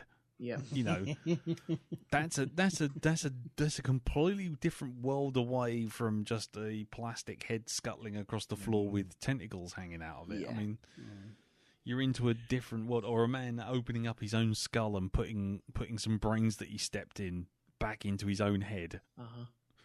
Did you get a blood sample? No, I just ran up my strides. Yeah, I'll just ring up my strides. Yeah, there are no glowing fingers on these bastards. We got a bunch of extraterrestrial psychopaths on our hands. It's like a visit of a planet of Charlie Masons. I mean, that's the thing. There's a lot of it that I think he's got charm, even, which is a weird thing to say for this movie. But it is charming because it is one of those things I could see in a different universe, if we had all met up a lot earlier in our lives, would have been like with a fucking 16mm camera doing this kind of shit. Yeah. Well, that's it. If I had had a camera, I'd have produced something similar. In fact, a few years before Bad Taste, I did know a guy who had a really shitty camera, and I was scripting the horror film to end all horror films, which never got made because it was wildly impractical. But you know what I mean? It was kind of, it would go for that, the same thing Bad Taste did, because, you know, the chainsaws were iconic. And it's kind of, the thing with the Texas Chainsaw Massacre, you never see anyone get chainsawed up. Yeah. Something both The Evil Dead 2 and this film fixed. And I remember first time watching Bad Taste, you go, yeah, someone's got chainsawed to bits. I've finally seen it. Amazing. Not to mention Death Dive from the floor above. Chainsaw through the head. I'm born again. But that's what I'm saying. If we all took our collective experience now and put us back to 1987, I mean, you know, Elton, you can make props like you wouldn't believe, and Jim, you can script a horror film out of your wazoo. I've got fucking CGI effects coming out my backside. Darren just wants to just stand in front of the camera and I was going to say, I make shit tea, so yeah, you make you know. No, you'd be in the Camry, mate. You I could be. You'd be preening like a bastard. You'd be mind horn. I would be. I would be. Yes. No, go lightly into the darkness, young man. Exactly. Well, exactly. there Do you are want me to dangers. try it again with a brogue? Yeah, I'm going to try it again with a brogue. So, you know, I don't see. That's the thing. I see that sort of thing in it, and I kind of appreciate it. Even if, like I say, it did lose me towards the end. But then it's, you know, but then by then it's done all the extreme stuff it can do, and you kind of get numb to it quite quickly after you've seen a man eat someone else's sick. I think you've kind of got nowhere to go after that. To be honest, you've seen a man headbutt a seagull, and another bloke blowing a person's brain in half. I think, yeah, you got nowhere to go after the sick. But you have all of the blowing of brains and chainsaw cutting and all the special effects stuff that is like key moments of this movie. And then there are swaths of padding out as well, like the fight on the hill. It goes on too long. I don't care what anyone says. For me, that goes on far too long. Also, like the Commando-esque battle on the grounds of the house, that went on too long as well. There's only so many times you can dodge a bullet, turn around and shoot the alien with that. That's another thing that was bugging me as well. I suppose that just goes with it. 1 minute you can kill an alien with one bullet, and then the next minute they can just walk through bullets, and then you can end up making a hole in them and then shooting their mates with them as well. It's just, that was a bit inconsistent, but I suppose that is just me being a bit of an idiot and picking holes at that. No. You could do something more with this. You could have had more vats of people being turned into soup. You could have had a gradual decay of that, and like a production line going on there. That would have been a bit more gruesome as well. But instead, there was far more too many battles to have on the garden lawn instead, because I think that was a bit easier to do. Well, that was the thing. I mean, you could tell they didn't always film it in order because Peter Jackson puts on weight, loses weight, gains a beard, loses a beard. His hair changes from scene to scene. I didn't realise Robert and Derek were the same person when I first watched it. It's only when you see the credits you go, "What, really?" And then you find out the making, and it's kind of, okay, he did Derek, and then he got a beard and put weight on, then he was Robert. Yeah. And the funny thing is, even when he's Derek, his hair changes from scene to scene. 1 minute he's all close cropped. The next thing he's got like wild hair sort of sticking out sideways, and he's put on about 3 stone.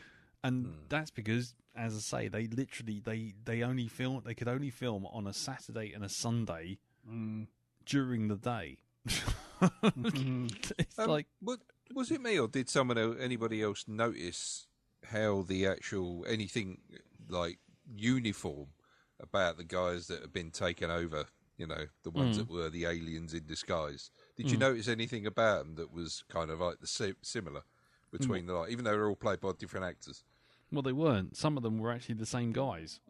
Yeah, but they were all wearing hats, sunglasses, and they were all wearing. Apart from the chief alien, they were all wearing the same thing, which was light blue shirt and jeans. Yeah. Well, the shitty third-class workers, that was their uniform. Yeah. Typical cheap operation. Buy a blue shirt and jeans, that's your uniform, and you're paying for it, cunt. Yeah. I mean, that's the other thing. I mean, it was because the thing was, it was all about, and I think this is another thing that got him noticed, was it was using the money where they could, because by having blue jeans and t-shirt, or blue jeans and blue shirt, they could hide the 4 guys, the boys, boys in black with a balaclava, and film them in the balaclava, and then film them again wearing the blue shirt and jeans, and in a crowd, those same 4 guys could be the bad guys as well, and take a crowd of 6 up to a crowd of 8 or 12 or 10, and because I actually saw there's a bit on where like half a dozen of them come running around the corner on a patio, and one of them actually has the handlebar moustache and mullet of one of the guys, and you see him briefly just at the back, and you go, oh yeah, it's all the same. It's the same 12 actors over and over again. So, I mean, yeah, that was all about, money saving and blurring the eye, because you're just seeing shirts and jeans. You're not seeing the faces, really. Yeah. A bit like stormtroopers, if you only had like 10 stormtroopers, you could still make 100 stormtroopers just by filming it in certain ways to make it look like there's 100 of them, because they all look the fucking same. Yeah. I mean, we've talked about influences and whatever. I mean, was there Was there anything? I mean, again, this is to you, Darren, and you, Elton. I mean, was there anything in it where you found it amusing, or something where you thought, okay, that's different, or was it just a complete flat out no across the board?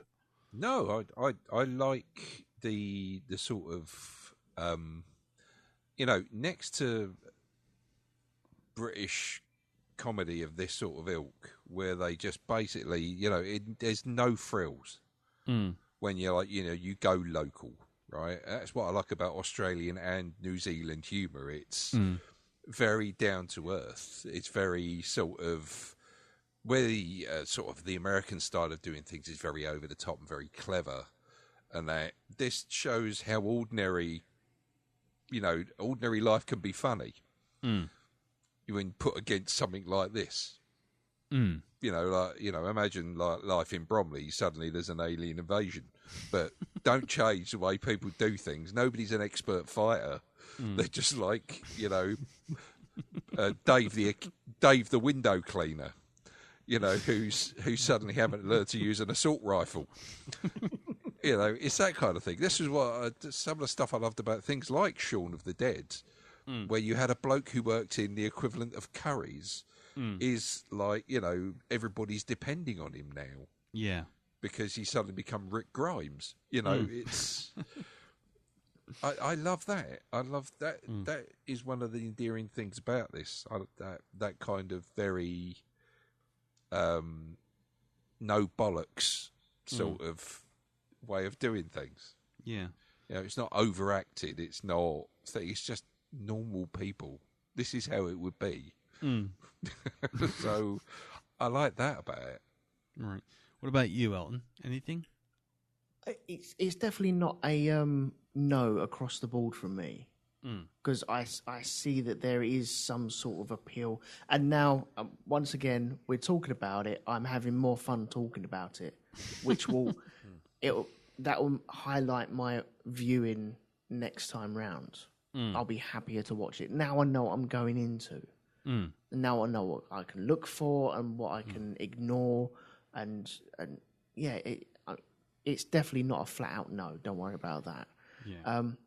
Things I liked. I really liked once Derek had cracked his head open. I like what they did with that. Yeah. One minute he's trying to keep it closed with a top hat that he finds. Next minute it's a belt, and he just walks around and then finds more brains after a person that he's killed. He's like, well, I might as well stick that in there. I'm like, oh god, man, that is fucking grim. What are you doing? When the head and the spine came out as well, I thought that was all right, and he booted it out the window. Jesus, they come apart easy. Yeah. Still got the magic. Still got the magic. That's it. Yeah, the old magic's still there. It's nice to see a full Capri as well. I haven't seen one of them in fucking ages, those cards. Yeah.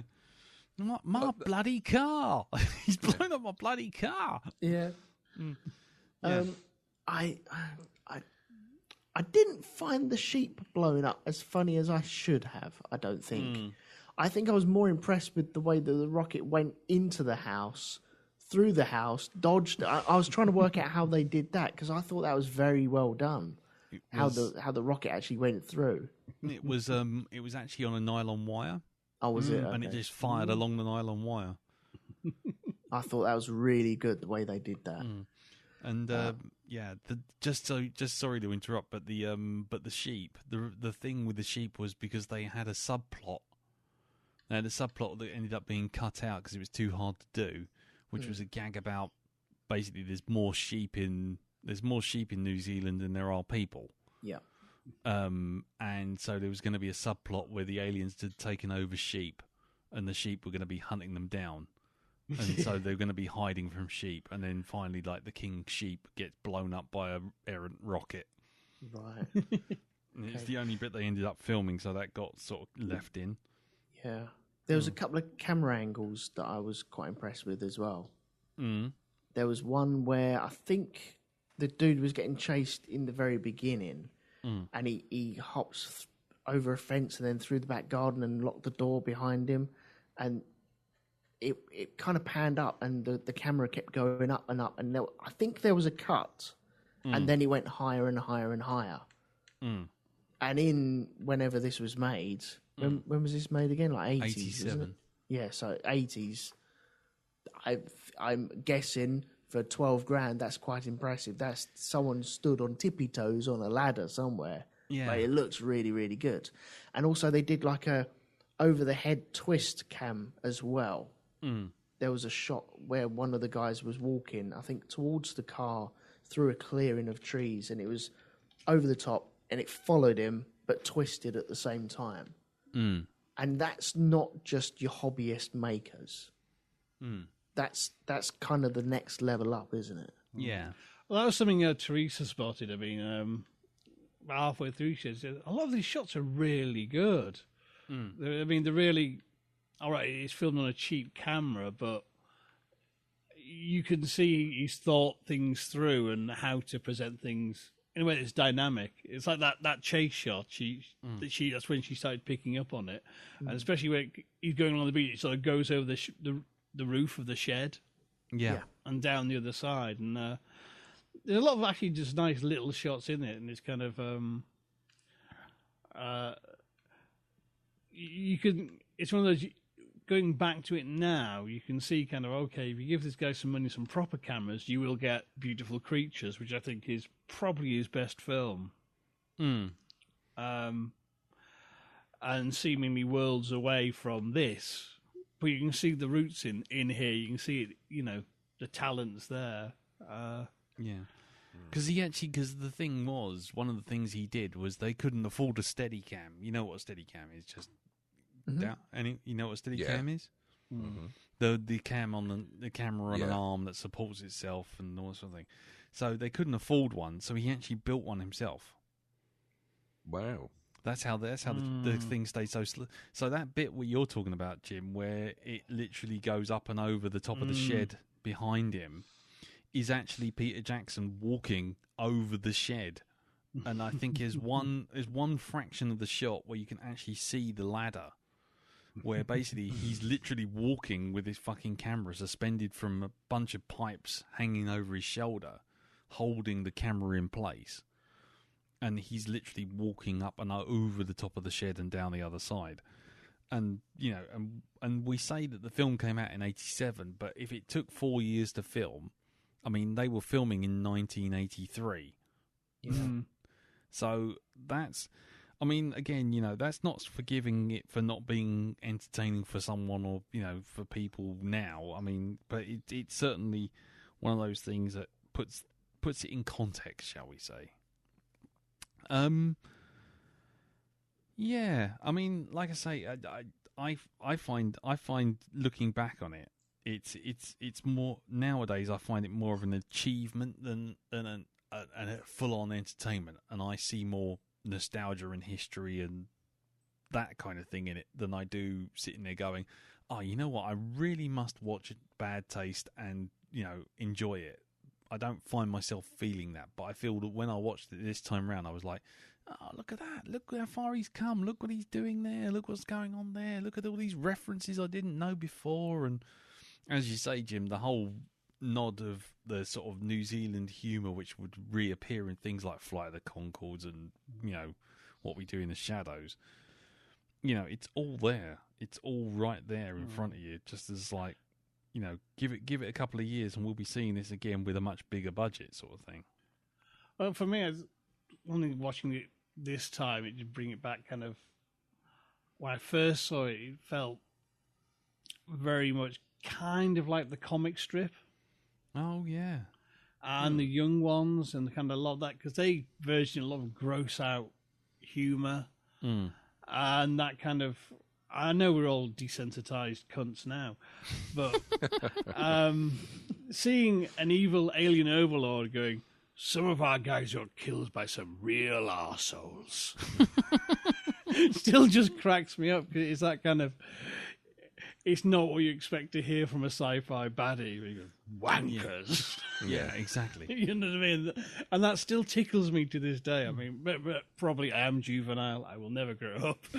But you know, I'm you know, I remember where swearing wasn't everywhere, and to me, often swearing still is big and clever. I'm sorry, you know. I will never grow out of that. That's maybe that's, you know, a mark of the era, you know, where you know, if someone said bloody before 9 o'clock, people got, you know, hordes of complaints about bad language. Exactly. You know, but it's still, you know, fucking weekend cowboys. When he hears the gunshot, he's ringing out. Oh shit! Yeah, yeah, exactly. Yeah, sad news. Yeah, 6 of our co-workers are in a state of permanent death, murdered by some real arseholes.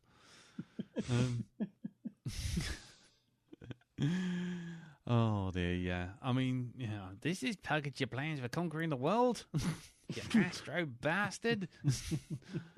Anyway, so okay then. Well, I mean, any last thoughts? I mean, I think we'll wrap it up there because I think we're kind of reaching a sort of point where I think we all know where we all sit.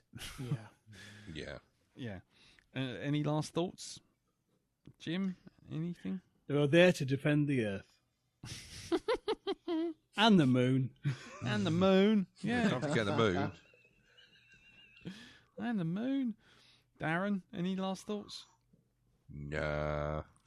No. I'm done. I'm done. What about you, Elton? Any last things? I think I'm definitely going to enjoy it a lot more the second time round. But okay, here's a last question for you then, for all of you. Do you think you will ever watch this again just without needing to have a podcast making you watch it again? I'd probably need a podcast to make me want to watch it again. Okay. So that's Darren. Jim? Oh, I'll definitely watch it again at some point. Mm-hmm. Cool. What about you, Elton? Because I mean, you're saying you'll watch it again, but will you? Let's be honest. Just be honest, because we're not judging. But do you honestly think you'll watch it again? I think over the course of time, if someone wants to sit down with me and watch it, or if it was on in the background, or if there was a party and it was on in the background, or whatever, I think I would sit down and watch it. Yeah. Mm-hmm. Cool. I don't see me in the next couple of months sitting down and going, do you know what? I really need to revisit that. I don't think that will happen, but I think over time it might be. This is like a long breather. You need a good long breath on this. Yeah. And then I think I will really appreciate it. Unfortunately, I didn't have any of that. But this is what it builds up to. Like we've said before, you know, we're talking about it and I just get into it a lot more. So, yeah, I think I will. But now I've got some ammo with me to go into it next time. Fuck knows when it'll be though. No, God knows no. I mean, if I'm perfectly honest, I don't think. I mean, I think if it comes on the telly, which is unlikely, but let's be honest, you know, things, you know, morals change and outlooks on things change. But if it appears on the TV, I will probably watch it again. I think the first half is stronger than the second half, so I'm always happy to watch the first half. Sorry, excuse me, I got something in my throat. So yeah, I mean, I think I will watch it again. I just don't know when, but you know, it's you can never tell with these kind of films. Again, the nostalgic wave can hit, and you'll be like, "Oh, I must check that out again." I mean, it's like I'm kind of worried about watching Bad Taste, to be honest, because it's the same sort of deal, but with a bigger budget, and the same sort of humour, and I'm just wondering whether or not nostalgia is going to carry me through with that, or whether or not it's actually genuinely a good film. Because it's Bad Taste. Do you mean? No, I mean Brain Dead, Dead Alive. Yeah. Sorry. Because I'll tell you one thing I did notice was on the Facebook group when we mentioned it, everyone's going, "Oh, absolute classic, brilliant," and all that sort of thing, and then everyone's quoting the film, but I don't. But it's the same quotes, if you know what I mean. It's always "I'm a Derek, Derek's don't run," intergalactic space wankers, that sort of thing. And I'm just wondering how many people in the group and out there listening have actually gone out and watched this again, because I'd be very interested to hear what people think, because I do wonder whether or not it's nostalgia carrying you through for a lot of these, for this film especially. Mm-hmm. Because I know for a fact it's nostalgia carrying me through, and being a bit more, sounds really poncy, but cine literate, kind of seeing things that I'm sitting there going, "Oh yes, look at that." But I mean, I'm appreciating things because I've seen them before elsewhere, basically. And yeah, I'd be really interested to hear if anyone watched this time around and still genuinely turn around and say it was exactly how they remember it and they're enjoying it, because I suspect that might not necessarily be the case. But Jim, you loved it, so let's not knock it. I'm not being judgmental, but I would be very interested and curious to see what a lot of people think about this. Mm-hmm. Well, this time around, I did see it in a different light because it's a long time since I've watched it. But I did have very clear memories of what it entailed, and I was ready for that kind of garage punk, band aesthetic. You know what I mean? Yeah. But this time, I generally did notice all kinds of different things in it I'd not actually noticed before on a filmmaking kind of level, and that did, and also just kind of connections in the humour. I mean, there's one I did spot. There's a Goodies reference in there I've never seen before. Go on. There is? It's where Oz is. He has an alien pinned up against the wall, and he's just sort of using me like a punch bag, comedy style. And that's a Goodies joke. That's actually there's a similar scene. It's repeated in the credits of several of the series with Graham Garden just quickly got that sort of punch bag routine. Yeah. And it's kind of and I also didn't notice the town nearest is Castle Rock, which is a King reference, Stephen King reference. So there's lots of things in. I did spot a lot of homages, but I didn't realise I hadn't spotted before this time, which I thought, oh, cool, because that's kind of him tipping his hat to filmmakers, and then knowing how many, like Robert Rodriguez, Tarantino, lots of people were inspired by that. Peter Jackson, he fucking made this film over four years with his own money and got it out there, and that was, that's still a massive inspiration to so many people. And then Tarantino and Rodriguez, they're inspiring new generations of filmmakers. It's all really cool. Well, that sort of film heritage aspect to it, Yeah. Well, I was gonna say the best homage to it I've seen is the Edgar Wright one in that Rodriguez Tarantino Grindhouse. Where Edgar Wright makes a fake trailer for a fake movie called Don't, and it ends literally, and then there's one for Thanksgiving, which I think he does, isn't it? Or is that Eli Roth? And it has Thanksgiving, where it literally has a serial killer buggering a turkey in a quick shot, and you look at it and you go, what the fuck? And you just know that's all sort of harking back to things like Brain Dead and Bad Taste.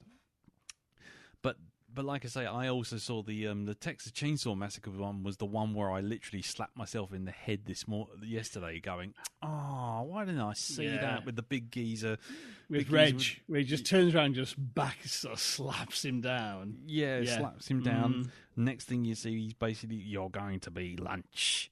It's like, oh my god, how did I not see that before?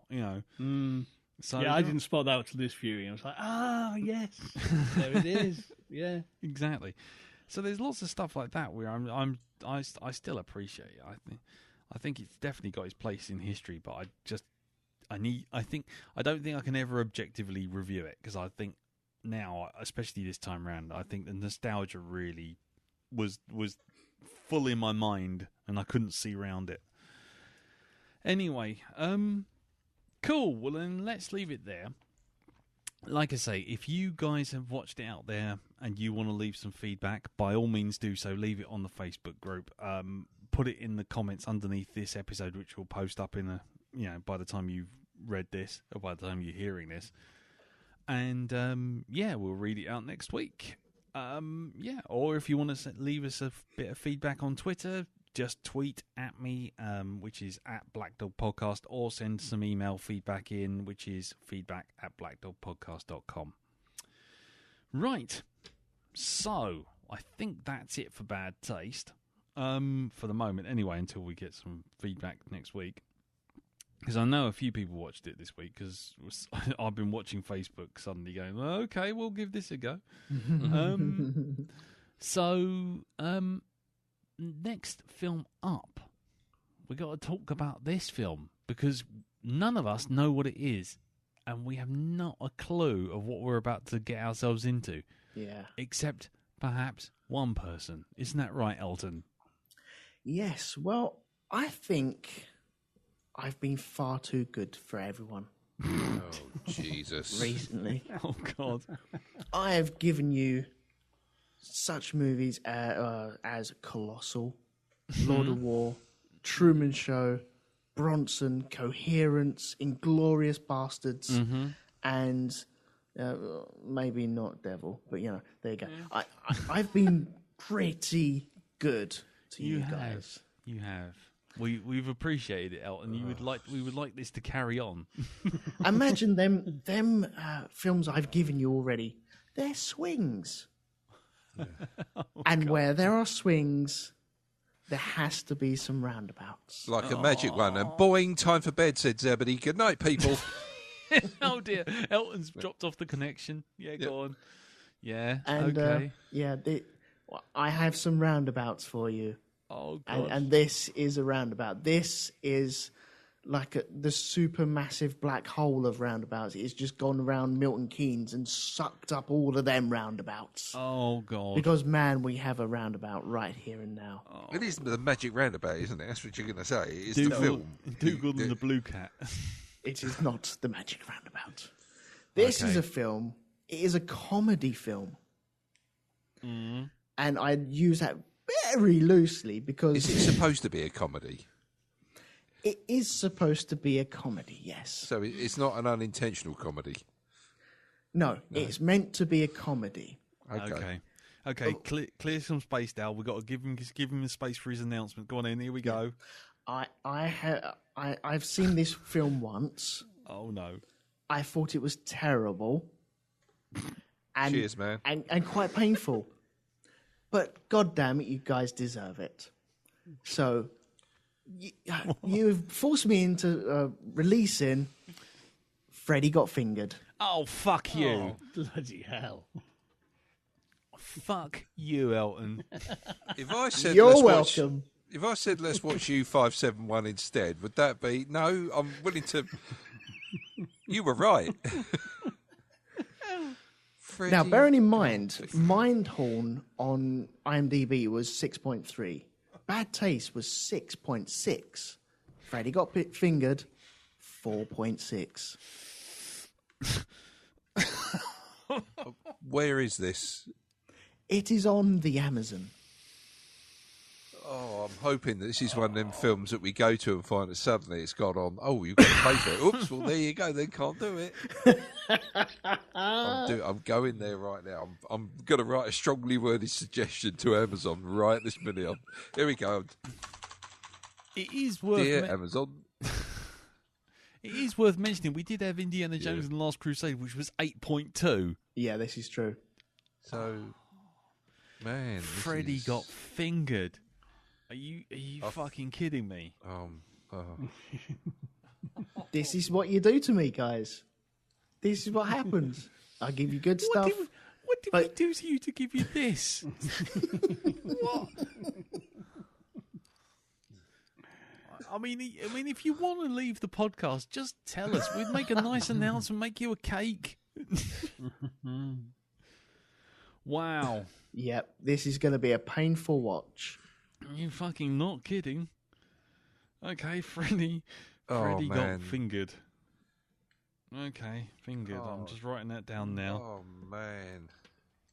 Right, who's in that again? Oh God, Rip Torn's in it. Yeah, Tom Green, obviously. Tom Green. That's not a real good. Somebody called Rip Torn in a film called Freddy Got Fingered. That just not.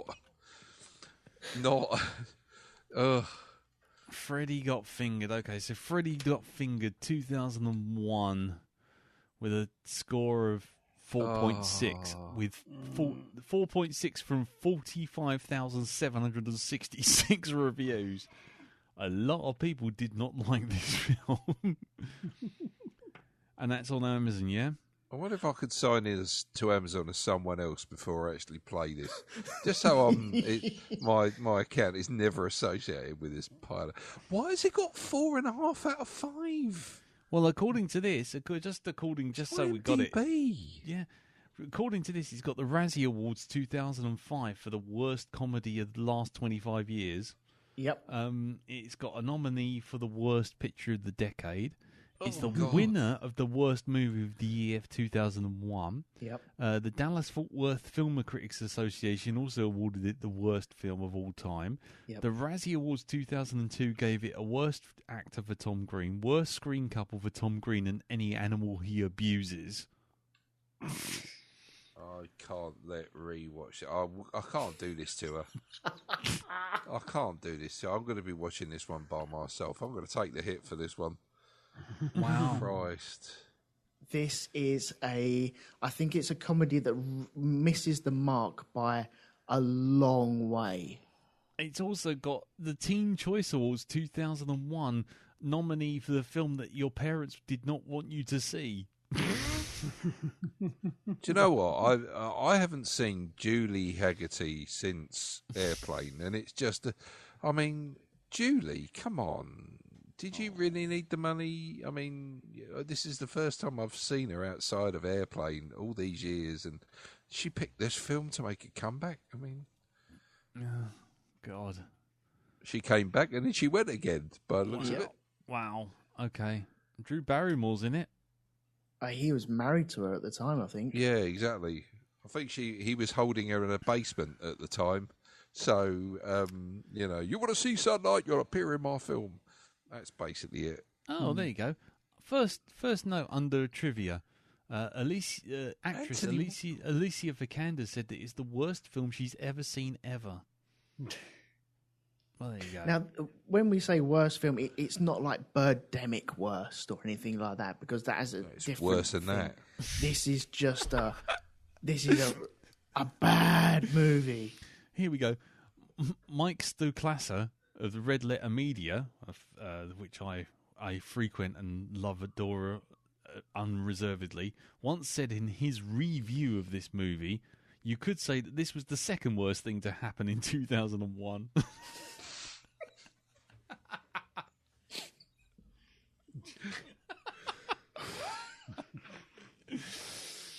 So there you go. I think we're geared up now. Christ. Oh, I'm not looking forward to this at all. Oh, are you not? I'm really sorry. Right. You'll see me put up on Facebook, I'm watching this film, and then you're going to see an awful lot of activity on Facebook from me, because I've got a feeling that that's what's going to happen. I'm just the phone is just going to drift into view, and I'm just going to be playing on my phone through most of this. No, I don't think you can. Oh, watch me. Hold my drink. Well, I tell you what, I will give a shiny pound to anyone who can find a funny joke in this film. Okay. Okay, because I think that's what it's going to be like. But anyway,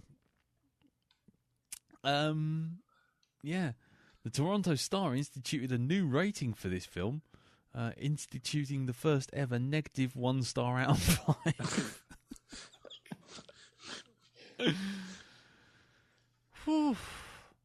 wonder if this is Rip Torn's last film. Cause, no, I think that was Men in Black 2, wasn't it? Or Dodgeball.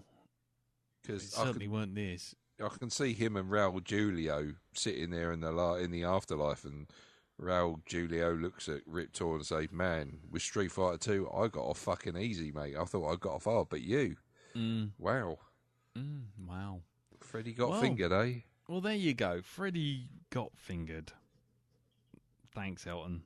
You're welcome. I think just when you think 2020 had nothing left to give. I mean, I think this is boss level 2020, isn't it? It is, yeah. Or are we about to just start a war of attrition where, the next film after this, Jim comes out with an absolute stonker? I think it's gonna be like you made me watch this. Here, sit through this shit. Is this some kind of witchcraft ritual, Elton? Like if more than 3 people watch this film, then COVID gets cured, or something like that. Is it? And you still wouldn't watch it, would you? No. Well, you sit there. Oh, let's see there. I would. I mean, to be quite honest, unless it was for this podcast, I'd sooner lick a doorknob in a public place than watch this film. However, it is for this podcast, so yeah. Hey, you never know. You might like it. Anyone want to take a bet on that? I don't know. Do you know what? Let's go in with an open mind, shall we? I can just... Jim's just got his head in his hands going, what the fuck is this? Jim's soul's left his body. You could hear it as soon as you said it. You want a bad film? Oh, Do you want to go to bad films? Oh, no. No. I'll Jim, put August Underground on the docket. Look that shit up, motherfucker. This is not a challenge, okay? This is not a competition. Yeah, I think this is it. I think Elton's. I think we're actually going to dive bomb Christmas. We're going to have anti-Christmas. This is not the season of good cheer. The next 4 weeks will not be cheerful. Elton, has 2020 not fucked us over enough? Do you not think, like with a pandemic and shit like that, do you think we really deserve this? I'm quite proud that this is the longest outro that we've ever done on a film. Yeah. Well, you can definitely see why we're the 51st most popular film and TV podcast in Venezuela. That's for sure. I'll tell you what. I don't think we were even going to be the 551st most popular fucking podcast in Venezuela after this. Well, there you go. We'll find out. We'll find out. And hello to all my coke sniffing buddies out there in Venezuela. I think we're going to go backwards down the list so quickly. We're going to be like fucking Christopher Reeve Superman and spin the earth back in time. That's what will happen. Well, I think that's it. I think the first film we're doing for December, the 1st of December, we return for Freddie Got Fingered. Merry Christmas, everyone. Right. Wow. Right, well, let's just wrap it up there, I guess. Jim, can we have minus numbers in our listenership? Can we do that? I mean, does it stop at 0 or does it go even further? We only get minus if everyone logs out before we start the review. If none of us do it, but there you go. Anyway, so I'm just gonna see if Hottie and the Nottie is on Amazon. That's all I'm saying. Llamageddon, here we come. I'll tell you what. I think South America's looking really good, boys. I think we need to go there after this. It's the only place that'll accept us. Boys from Brazil style. Boys from the Black Dog, yeah. Come on. Yes. Second, boys. Right, okay. Well then, while we all recover and have a nice hot sweet tea and have a bit of a shock, get over the shock with a silver foil paper or whatever it is round our shoulders, because that always seems to happen when people suffer from shock in movies. Jim, do you want to tell us what's happening on Hypnagoria this week? Well, yes, I'm talking about some good films. Oh God. Fancy like that. Prometheus. And No. There's on Thursday, there's the Commentary Club Christmas specials, which is on the Nightmare Before Christmas. On Saturday, I'm releasing the first of my Christmas ghost stories, and this week on the main show, I'm reviewing a very good film on Netflix called His House. Cool. I want to see that. You mentioned that last week that you were going to be watching that, so I take it it's gone down very well. Yes, the review is out, and it seems like everyone's reviewing it this week. Like, yep, just got in early there. Nice. But it is very good. Might be the best film I've seen this year, I think. Well, there you go. So there we go. That counters what's coming quite nicely. Well, yeah, and Elton, when you're not being pelted with rotten fruit, Yep. what's going on with Shonky Lab? Well, this week I was joined by Darren Barnard Well, not that cunt. to talk about franchises in video games. We got a few under our belt, but there's plenty more to come. The episode isn't dropped just yet. It's hanging around on the Patreon until the 4th of December, and then it'll be released into the wild. Ah, the Patreon. And where can we find your Patreon? You can find that over at patreon.com/Road2Media. And what about your Patreon, Jim? Because we haven't given that a mention either. That is Patreon, just Hypnagoria, I believe. Nice. There you go. Cool. We don't have... Black Dog doesn't have a Patreon anymore because... Anyway. So, cool. Okay, so Darren, you're on Shonky Lab, I guess? I'm on the Shonky Lab. The Lab of Shonky, yes. Nice. Okay. Well, There you go. I am on drugs. That's it. You can find me on all the usual places. You can find me on Facebook, Twitter. You either look for Cartoon Beardy or you look for Black Dog Podcast. Find me there. I'm not doing anything. or if you want to just follow me on, I don't know, PSN, was it PlayStation Network? I'm on that as well, occasionally posting up photos of Miles Morales in various jumping positions with various lights and things blowing up over his head. Other than that, yeah, send us in some feedback for Freddy Got Fingered, because we fucking hate Christmas. There you go. Fuck Christmas this year. Freddy Got Fingered is the first movie. That could be it. That could be it. The fuck Christmas season. So maybe we have to now. Now Elton's pulled the pin. We have to just go shit or go home. Yeah, why not? Yeah, Jim. Be careful what you wish for. All I'm saying, Jim, is I know some of the worst films known to man. I know you don't want to do. go there. I know you do. You think you know bad films? You don't. You No. really don't. No, I know. I'm kind of afraid to even mention it, but I do feel like this fuck Christmas thing will either live or die on whether or not you follow up on it. So it's totally up to you. If you decide not to, I'm sure people will be very happy, Darren included, who sounds like he's just shot himself in the face with a BB gun. Yeah. And if you decide to go ahead with it, I'm sure everyone will enjoy our pain. I'll tell you what, I'll even look if I don't have to watch this film, I'll even go off and play Fallout 76. Right? Okay, that's how desperate I am not to watch this film. Would you like me to change the movie? No. This his pain and anguish, it feeds me like a Cenobite. I feel like we should do this now. I feel like I should pick Batman Ninja for my turn. Oh, you fucker! I've got. I'm now thinking Bram Stoker's Dracula. Oh, you cock! And for Christmas Eve, of the night What beautiful music! for Christmas Eve, a Serbian film. Oh, Yeah. And so, on the night before Christmas and all through the house, not a creature was stirring except for the human centipede, which we will be watching on Christmas Eve. oh man! Well, there you go. Looking forward to this one. Yeah, that was it. Yeah, because Elton will be on the 1st, then it'll be Jim on the 8th, Darren on the 15th, and then I will have the final film on the 22nd for this year. Nice. Wow.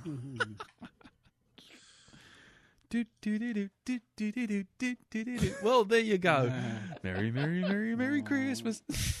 Oh, you know, I feel a reviewing of House of the Dead 2 coming on. Oh, and the worst bit is, I know you won't even watch it. You'll just leave it there, and you'll say you're not coming in that week. Exactly. Yeah. Oh, I'm ill. I've got hot arm or something. Or yeah. Thank you, Danny Davis, from a post many, many thousands of years ago. I've used that excuse a couple of times. I can't come out. I've got a hot arm.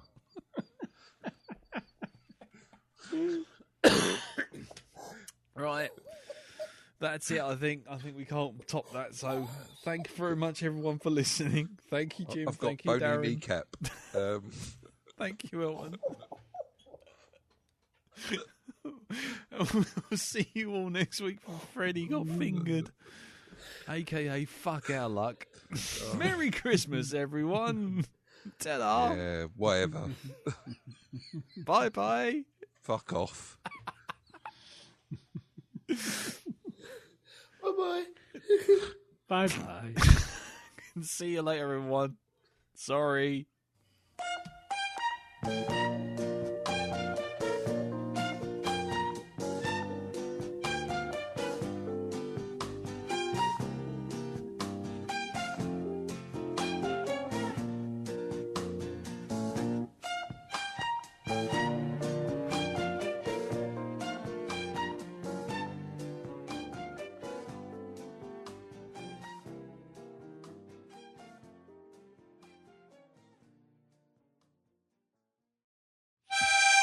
Oh, bollocks to it.